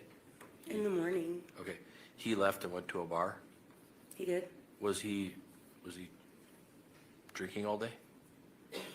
I wasn't with him, Did but he- he was at a bar, so When he came back, had he told you that he had some drinks? he did. Do you know what time he got back? I do not. It was still light out. In February, that's got to be 5 o'clock or something. What time did you go to bed on February 22nd, that Tuesday, you remember? I do not. What time do you typically go to bed? 11. Okay. Or we are watching TV in our room, so I don't know if we're actually sleeping. I don't know. And you have one cat? One cat. And the cat usually does it stay downstairs or does it come The upstairs? cat goes through the entire house, but Free- the litter boxes are in the basement. Okay, it's got free reign of the house, huh?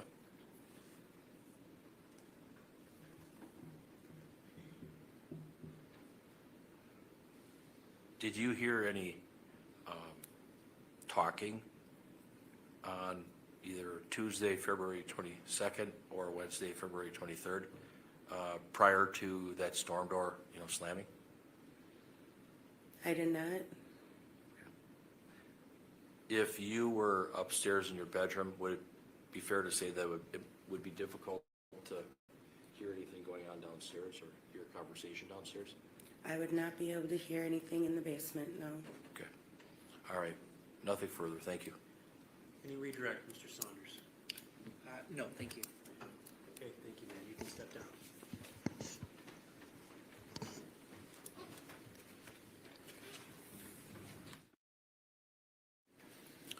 Your Honor, the next witness is also a statutory crime victim, and I would just ask that she not be filmed. Also a juvenile, Your Honor. Okay, so for the next witness, only audio, all right? State would call Ava Wheelock.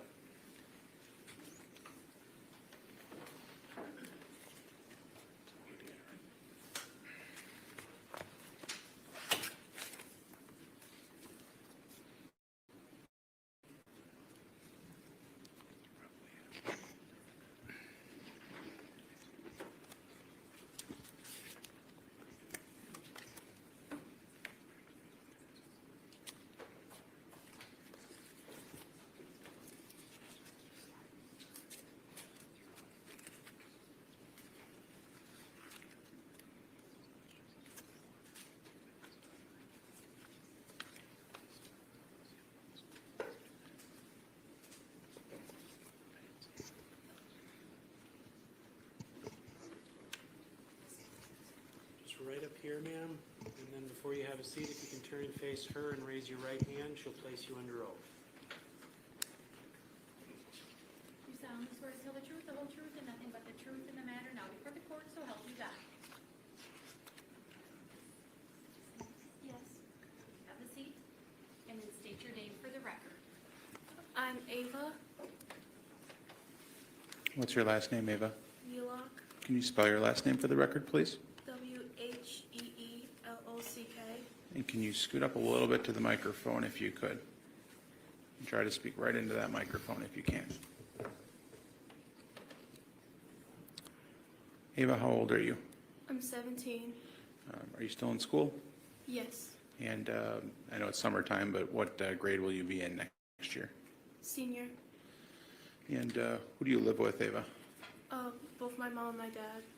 Do you split time between the two of them? Yes. And who is your mom? Tara, Where does your mom live? Stony Brook Lane.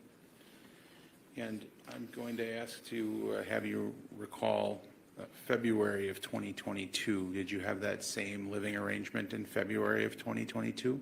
Yes. So at that time you were living half-time with mom and half-time with dad? Yes. And do you have any siblings? Yes, two. And are they older or younger? Both older. Do you have a brother or sister or both? Brother, sister, yeah. And how about your older sister? How old is she? I believe she's 25. And how about your older brother? 25. And who was your brother? Shad.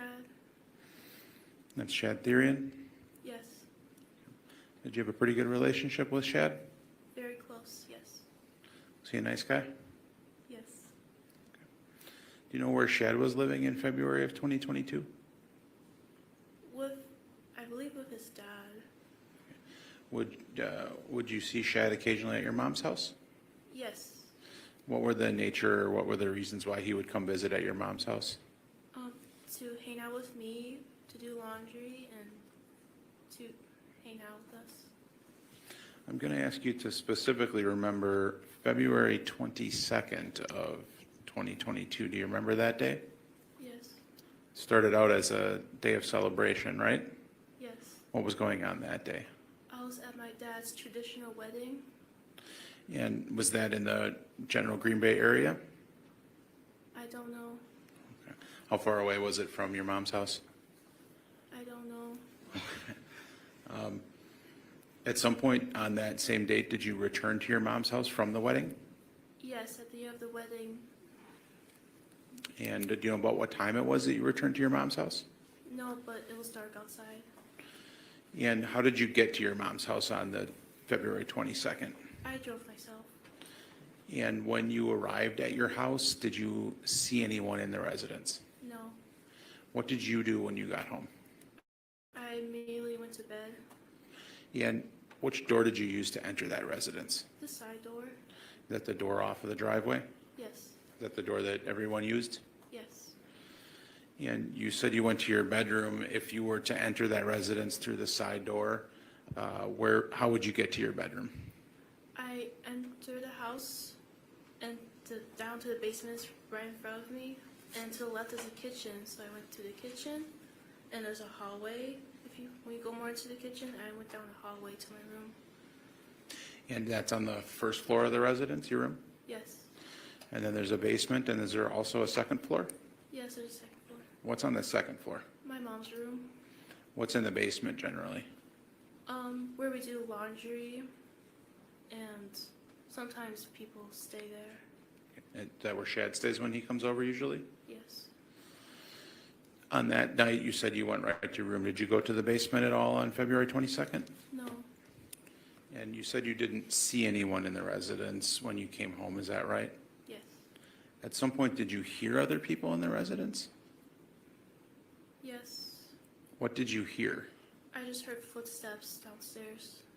When you say downstairs, are you talking about the stairs from the second floor to the first floor, or the stairs from the basement up to the first floor?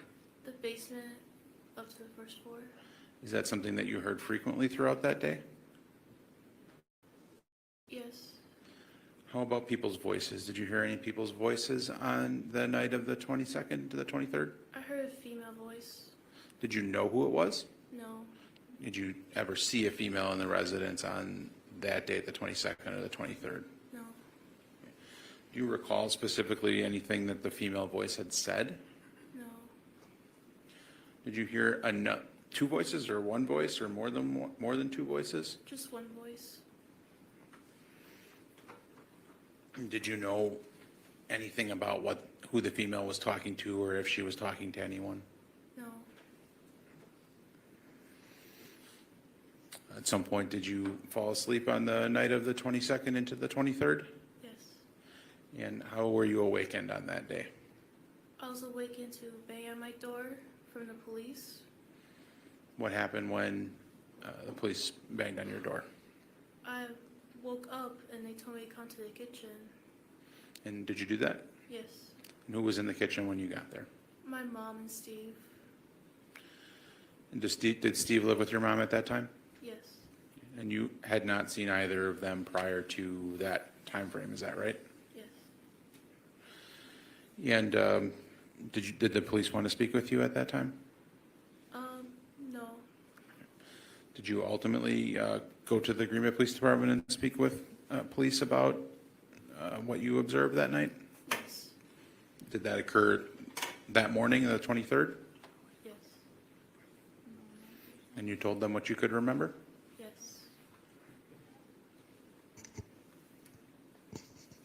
Thank you. No further questions, Ava. Mr. Fairley, cross-examination. Ava, how are you? All right. Do you know Taylor Schabusiness? Yes, when I was a kid. How do you know her? My brother's best friend. Okay. Where did your brother go to high school? I don't remember. Okay. But you're going to be a senior this fall? Sorry? You're going to be a senior this fall? Yes. Where do you go to high school? Objection, relevance. I'll withdraw. Sustained. I can withdraw. So you have a car, correct? Yes. You have a RAV4? Yes. And your mom has a car, right? Yes. It's a VW Jetta? Yeah. Maybe. I'm not sure. Okay. You ridden in it? Huh? Have you taken a ride in your mom's car in the past? Yeah. Okay. And then Steve Hendricks, that's your mom's boyfriend, correct? Yes. He's got a car, right? Yes. So when you're at the house, when you're at your mom's house, do you all park your cars in the driveway? Yes. Okay. When you went to your dad's wedding, that was on February 22nd, is that right? Yes. I think it was a Tuesday, right? I believe so. And at some point, the wedding was over and you went to your mom's to spend the night, correct? Yes. And did you pull into the driveway at your mom's house on Stony Brook? I don't remember. Okay. Typically, when you go to your mom's house, do you park your car in the driveway? Yes. Did you see any other vehicles besides your car, your mom's car, and Steve's car? Yes. What else? What other cars did you see? A van Where was it? in the driveway. When did you see it? Sorry? When did you see the van? When I came back from Dad's wedding. Okay. So did you pull behind the van then? No. Okay. Where did you park your car? The side of the road. Okay. Did you went in the house then after the wedding, correct? Yes. And what did you do? I went to my room. You went straight to your room? Yes. Did you talk to your mother at all? No. Did she know that you were home? I don't know. How about Steve Hendricks? Did you talk to him? No. Okay. And you went in your bedroom, did you leave the door open or did you close the door? I closed the door. Okay. And then, did you go to sleep? Yes. What time did you go to sleep? I don't know. Okay. Do you remember what time you got to your mom's house that day? No. But it was in the evening, Yes. after dinner time? I don't know. When you came in the house, did you ever see Taylor Schabusiness in the house on Tuesday, February 22nd of 2022? No. Did you see your brother Shad Thyrion in the house on that date? No. Did you ever hear his voice? No. How about Taylor's voice? Did you hear her voice? Mumbles. You didn't know who it was though, correct? Yes. Did you go in the basement on February 22nd, that Tuesday? No. Did you go in the basement after you woke up when the police came to your house on Wednesday, February 23rd of 2022? No. When the police came to your house, is it your testimony that they knocked on your bedroom door? Yes. And you woke up then? Yes. And then you went to the kitchen? Yes. And did they have you sit by the kitchen table? Yes. And then you waited for further directions, correct? Yes. And then is it true that at some point then you, your mom, and Steve were all taken down to the police department to talk? Yes.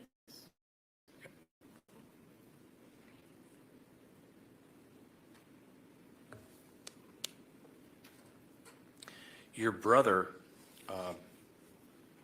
Shad Thyrion, would he have people come over oftentimes to play video games or hang out in the basement? Object relevance. Well, it goes to people coming in the house, people that he would invite over. Sustain the objection. Ask another question. Okay. How often would your brother come to the house? I don't know. Was it just kind of sporadic, like kind of whenever? Yeah. Okay. There wasn't any kind of set schedule, is that fair? Sorry? There was no set schedule, is that true? Yeah.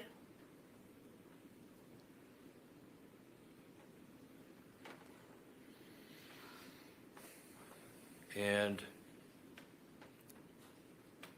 were you at the house on Monday, February 21st of 2022? I don't know.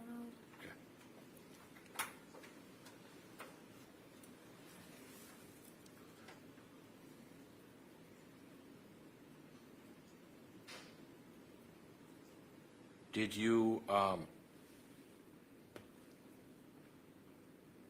get up on February 22nd to look out the window at all? No. Okay. When you went to bed, you were out? Is that fair to say that you were sleeping until the police knocked on your door? Yes. You didn't wake up to go get something to eat or anything like that? No. And the house at 829 Stony Brook Lane, there's a basement down there, correct? Yes. It's kind of like a finished basement, right? Yes. And then there's the floor level with a kitchen, living room, and your bedroom, right? Yes. Bathroom, correct? Yes. And then the upstairs, kind of like the loft area, that's where your mom and Mr. Hendricks, that's their bedroom? Yes.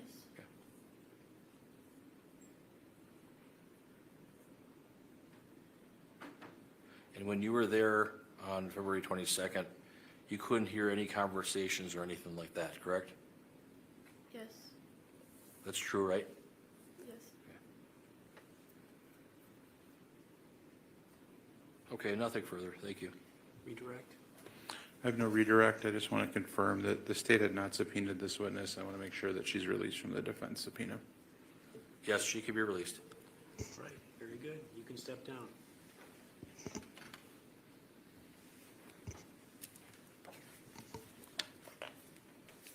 State's next witness. Judge, I think we could call another witness. However, this is a good natural break in the state's case at this point in time. I wonder if the court would entertain allowing us to break for the noon hour at this time. Okay, ladies and gentlemen, it's about 10 minutes to 12. We're going to break for lunch, and I'm going to ask that you be back in the jury room, ready to go at 1 o'clock. All right? All rise for the jury.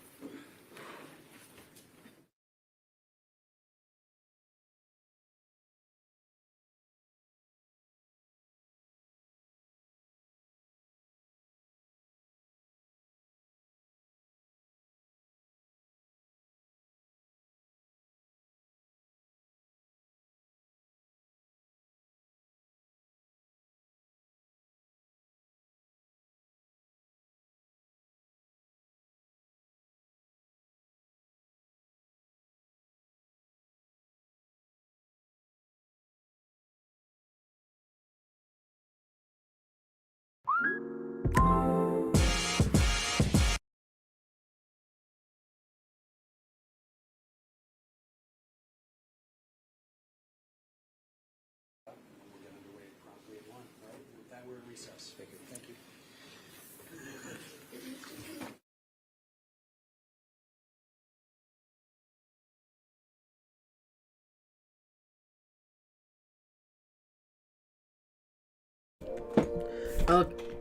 Okay, they're going to lunch. So what time is that for me? Hope I got this right. All right, let me do the banner. Excuse me.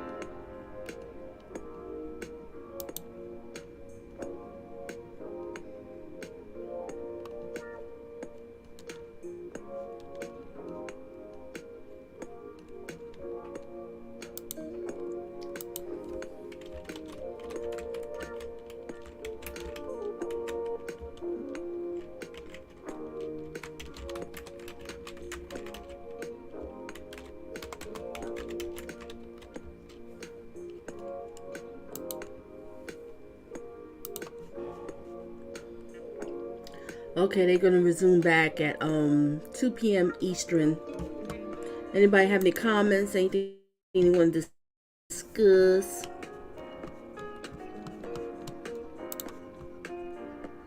And thank you for being here. Thank you for the people in Bushes. I know I'm working from home, so that's why I'm streaming it today. But I know people's probably working and just, listening and stuff like that. So I appreciate your support and being here.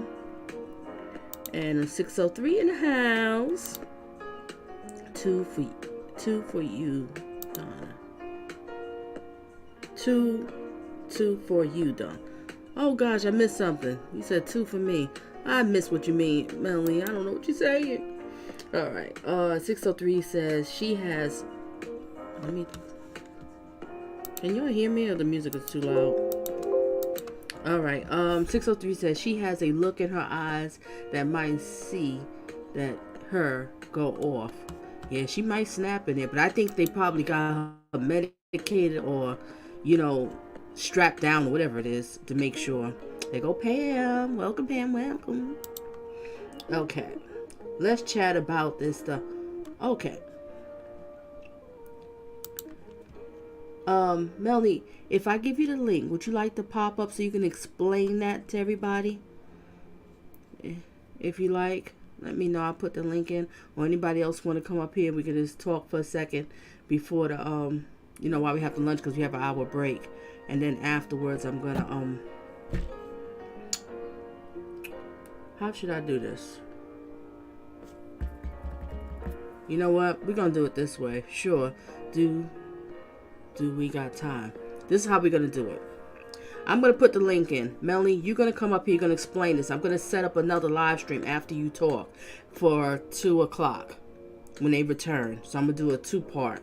I think it'd be better that way, because some people don't want to sit and watch the whole thing. But you can come up now. So let me put the link up. And you can talk while there's people here, and we can hear what you have to say. So you give us a little clarity.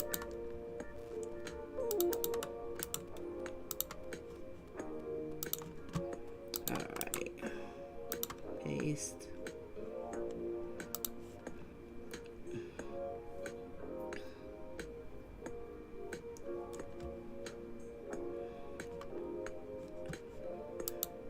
Okay, I put the link in, Melanie, so you can come up and you can explain that part, and I'm going to set up another live stream for 2. So we're going to cut this one off and then have another one. I hope I'm making sense to everybody. And that'll be a nice ending to this one with you explaining.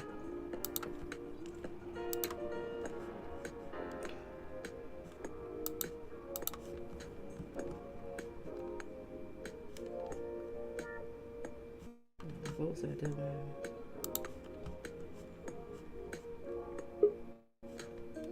Uh-oh. Melanie popped up. Okay, Melanie, let me turn off the sounds. Okay. Now, welcome Melanie. Melanie's on the stand, and Melanie's gonna give us a little clarity about what type of verdicts that we have, or et cetera, whatever. Break it down. Go ahead, girl. Okay, here's what we got going on. Okay, this is Thank you. Okay, here's what we got going on. This is Hello? Are you talking? I'm here. I'm here. Okay. We have echo. Wait, Oh, damn it. I keep forgetting. I'm sorry. I keep forgetting. Okay. Melanie, you should be clear. Go ahead. Okay, this is a bifurcated trial again, just like we just saw with Burgos. So it's a 2-part trial. The first part is just on guilt, on whether or not she has committed the crime. And if they find her guilty, then we go to part 2, which will be if she's criminally insane. So they do have, I think what I read is they do have 2 evaluations that say she's criminally insane. So that will be put in front of a jury to decide if she was sane or insane at the moment the crime was committed. So all of this is going to be done in 1 week? I think they said it was only a 1-week trial, right? I think it's only 4 days, and I think it's just the guilt version of it. And then I think we'll have another day or 2 of insanity. Oh, okay. All right, I think I get a better picture now. Okay. Because I'm thinking it was going to be ending by maybe Friday, Monday morning the latest. Yeah, I'm a little disappointed. I mean, this, to all of us, man, this should be open and shut, right? Yeah, But basically. these witnesses that the witnesses are shady. The state is bringing shady witnesses. So Well, you know maybe I'll me, get better. I kind of think she's insane. She's Uh, guilty, but she is insane. I kind of think she's insane. Yeah, I don't think this is no acting. I mean, we got, I'm just going by what that lady was saying. And if they're going to bring up more witnesses, and if they're going to pull out her past records from childhood, from, elementary, high school and stuff, this has been a behavior that's been going on for a minute. Just unfortunately, now someone died from it. And what the lady said, the psychology said she slipped through the cracks.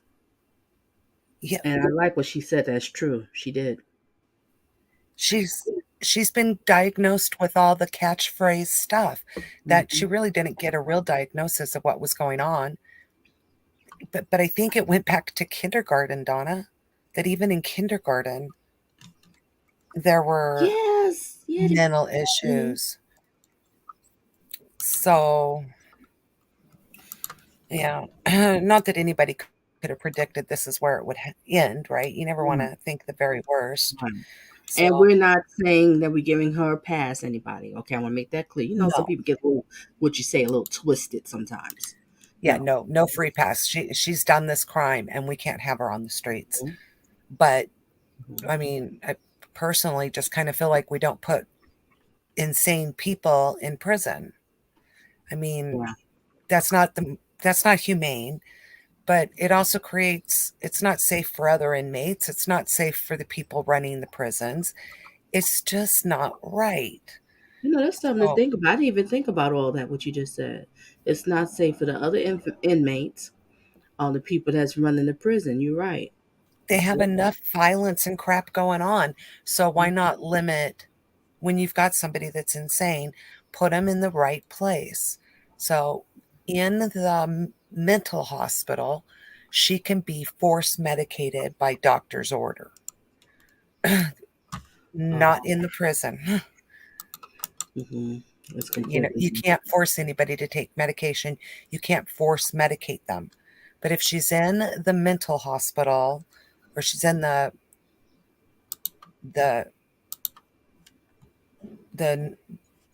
psycho ward for criminals, they can, by court order, force medicate her.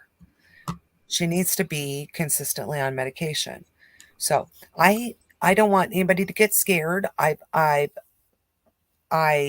only did a little tiny bit of digging, but the statutes that I were reading for Wisconsin is if she's found criminally insane, if she's guilty by reason of insanity, her sentence to her commitment now becomes her sentence, and it cannot be longer. They cannot commit her for longer than what a prison sentence would be. So in this case, murder is life without parole. We know that. This is life without parole in Wisconsin. So her sentence in a mental hospital can't be longer than life without parole. So it's not like she's going to go there and in 2 years say, "Oh, I'm all better now. I want out." Even if she shows marked improvement in her mental health status, she gets put into a different area of that mental hospital, but she doesn't get out. So it's not a bad thing. Yeah, I think that's what people getting mixed up at. They thinking like, oh, she's gonna walk in about 5 years. They're just gonna treat her and say, oh, you're fine. You go back out in society, but it doesn't work that way. Especially something like this. Oh, that it just no. It doesn't. That's what we're always told. When I think it's like fear mongering to get us to just lock them all up or just execute them all. And so that's what we're told. And the reality is, no, that's not the case. So that was a big deal in Colorado with Letitia Stouch is, she has to get a review every 2 years because they lock them up.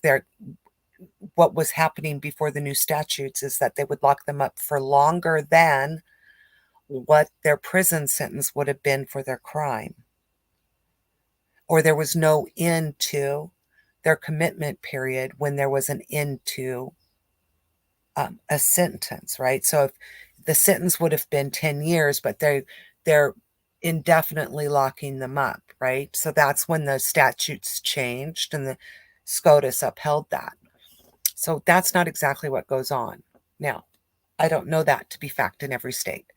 In Wichita, yes. Yes, every state has an institution for the criminally insane. Every state has it. So it's just not used that often. This article I just read it's always, everybody always talks about it, that temporary insanity and, oh, I was insane when I did it, but it's pretty rare to see it, so we just saw it with Letitia Stout and nobody believed her. And she should have reined that in a little bit. She might have gotten criminally insane if she hadn't have tried that DID stuff. So anyways, okay, that's what I know. Yeah, she sure did try that one. Okay, Yeah. well, I guess I'm gonna just go to break, but thank you for clearing that up so we get an idea about it because I was a little confused. And I'll just start the stream already set up for 2 p.m. Eastern time, whatever everybody's time, and then we'll see the rest. Oh, real quick before you disappear, what were you saying about the you said maybe they misunderstood because they did put the audio back on for the mother when the defense was talking, was questioning her. I think that Law and Crime, I think the camera guy misunderstood what the judge was saying. We've never seen that before, that everything was cut. Yeah, that was a little Right? bit strange. That was strange. I was like, "What? Why is everything was cut?" And then you got the daughter on here. She's a minor, and you playing the audio. Right. I'm like, Well, so maybe they there's did make a mistake. there's stuff about the family's testimony that makes no sense. They're not testifying to the same stuff. I, I'm just sitting here thinking, I just found my son's head in a bucket, but Mm-hmm. I've got to think about whether I'm going to call 911 or not. And we'll just, Mm-hmm. let's not wake up my other child that's in the house. I mean, hello, the first thing I'm going to do is run check my other child with a phone in my hand while I'm calling 911. Yeah, So it's there's just. stuff. Did Mhm. you listen to the 911 call? Did you get to hear that part? Yes, yes. And It didn't sound too. there was no urgency. Yeah, I mean, you just found your son's head in a bucket. The boyfriend is like, and even on the stand, he's like, oh, well, he didn't have key. That famous knock. I'm like, he must not have been too welcome at the house. The son. It was Oh, something that the stepfather said that I'm not stepfather, living boyfriend said. And I was like, yeah, the bang bang. And I'm like, well, he wasn't too welcomed at the house. I don't know. There's a lot of stuff going on up in that home. there's a lot. He went to a bar in the morning. Okay. He was saying, I'm going to call him the shack up. The shack up was pretty Uh-huh. clear that he and Chad had no relationship, but Chad had a good relationship with his mother. Okay. So, and then I'm okay. Your kid has a meth problem. Right. This girl has walked in the door with him. He's just Mhm. doing his laundry. He doesn't live here. And you don't go downstairs and check what's going on in your house. I mean, my first assumption would be they're doing meth down there. I I just Yep. don't. There's a lot of strange things coming out of this family. It doesn't mean I think the girl is that Taylor is innocent. I'm just saying there's a Right. lot of strange crap. Yeah, it's just confusing. That's why I really want to hear the mother because I wanted to know. I think I heard they said something about they met in high school. They known each other from high school, so I know it was an off and on relationship. I wanted to know, were they a serious relationship? Were they off and on relationship? Was the boyfriend with the victim living with her? Did the mother catch them doing drugs in the house? Is that why he's not living there? I had so many questions. I was waiting to hear the mother's testimony, but we didn't hear it. If they ask those questions, because I'm trying to Well, find a real relationship dynamic. Chad lives with his father. and he only comes to his mom's house to do laundry. Why aren't you doing laundry at your dad's house? But okay. Maybe because mama lets him bring the girlfriend in or the afternoon entertainment in. Mm-hmm. And I Right. wanted to know Maybe he knows what he can get away with there. what was the mother's relationship with the girlfriend, with Taylor? Was she surprised, or were they always arguing? Were they a domestic violent couple? Maybe that's why she told me, "You get out the house. Y'all always in here doing meth and fighting." I'm just making up scenarios, ladies and gentlemen. We don't know. We're not there. But I had so many questions. I was curious to find out. I don't know if we're going to get those answers, but I kind of feel like that Taylor and Chad were not a couple. Because she felt too comfortable. Think about it. The way she butchered up his body. She felt too comfortable just be walking up and down the house. Blood is not all over the place. You don't hear sounds. I mean, she didn't use a saw, but she was getting it. She did use the kitchen knives. How did she? That was a long process to do that. Yes. To go upstairs to shower. How did she get upstairs to the shower without dropping blood all over the place? Yes. Why is there no blood spatter anywhere? How was she able to leave body parts to take to the car and go back and forth, door slammings, going in the car, and nobody's hearing this shit? Right? And wasn't he down there for 2 days? Nobody seen him for 2 days? And Didn't nobody they say was. the 21st or 22nd? I think I have to listen to this again. And the mother, in that limited audio we heard from the mother, she says that the cats had free roam of the house, that they could go anywhere in the house, but their kitty litter box was in the basement. That's why I heard that. I don't belong here. So the basement was open while she was disassembling a body, and nobody went down to check. And if a cat had free roam, wouldn't the cat be tracking the red stuff back up and down the stairs? Melanie, there had to be, the way she cut up his body. I don't even want to say it. There had to be blood all over the place. So I don't There's understand. There's no little what's those little Lysol wipes are gonna get up that kind of blood. That's just not possible. Right? Did she get 2 packs of them at Walmart on the murder aisle? That's what I'm saying. And if I'm trying to remember the time period, but wasn't they down there for 2 days? So you never checked on yourself for 2 days? Nobody called? It was something like almost like 2 days. And then the next day they realized, I don't know. We just gotta find out how long they had. It just doesn't make sense. And Taylor's car sat in the driveway that long, and you didn't think you needed to go downstairs and get her out of your house? Because at this point, I don't know, that's a ton of laundry. I mean, we're in a family of 6 with 3 kids, and we don't do that much laundry. Yeah. So, but Wichita makes a very, very good point, and I think that's what Donna and I are talking about too. I think the addiction ran thick in that house. Yep, I agree. There's more to this story. I think maybe the 17-year-old was sober when she came back from her dad's wedding, but I don't know. She might have been the only sober person, so I don't know. And I'm not saying this girl didn't do it. I'm just saying. Nobody's saying that. We're just trying to understand. This is not, how it's such a gruesome, horrific crime like that happened. It's not a big mess, and they said that she had body parts in the car, in the van that she traveled with, so she had to go back and forth. That she just forgot about the head in the bucket. I don't.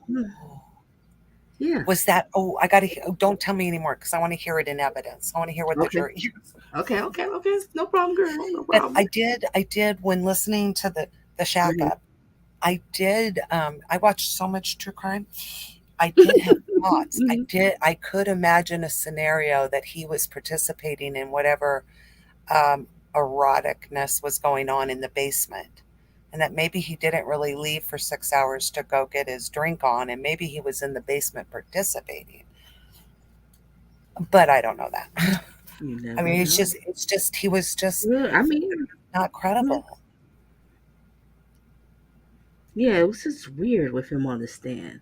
His appearance, his attitude, and you can tell, like I said, he didn't have a relationship with his girlfriend's son, and it was something he said. I get the impression is like the son doesn't have keys for the house, but it must be a reason, and he always knocks a certain way, and like here he goes. Right. Now, I've heard this before, and people,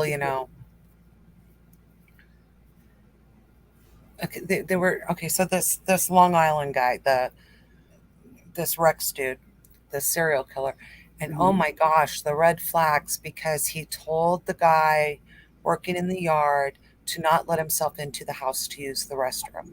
And oh, that should have been a red flag. And I'm thinking about that going, my kids don't even walk in my back door without letting me know they're coming in my back door. My kids all have keys. My kids all know codes, but they Right. will text me, even if it's just from the driveway. They'll give me a quick call, coming in the back door. Yeah, something. I Right. understand. But I have some PTSD and some personal security issues, and I get really freaked out.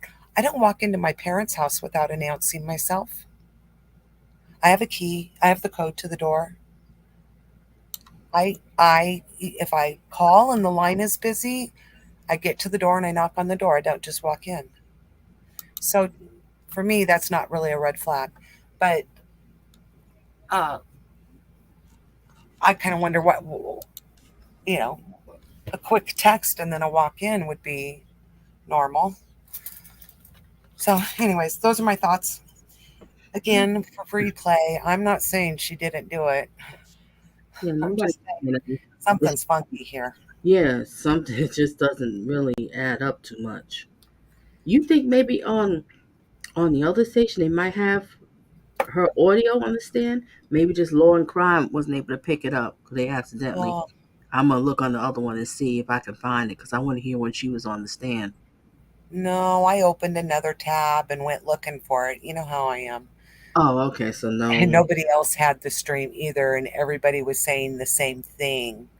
Oh, so it's That all cut off. they were Okay. saying, wait, that's not what the judge said. Wait, that's where's the sunshine? Wait, where you know, wait a second. So Mhm. nobody else had it either. And now Oh, we can't recapture it. okay. Well, we'll come back at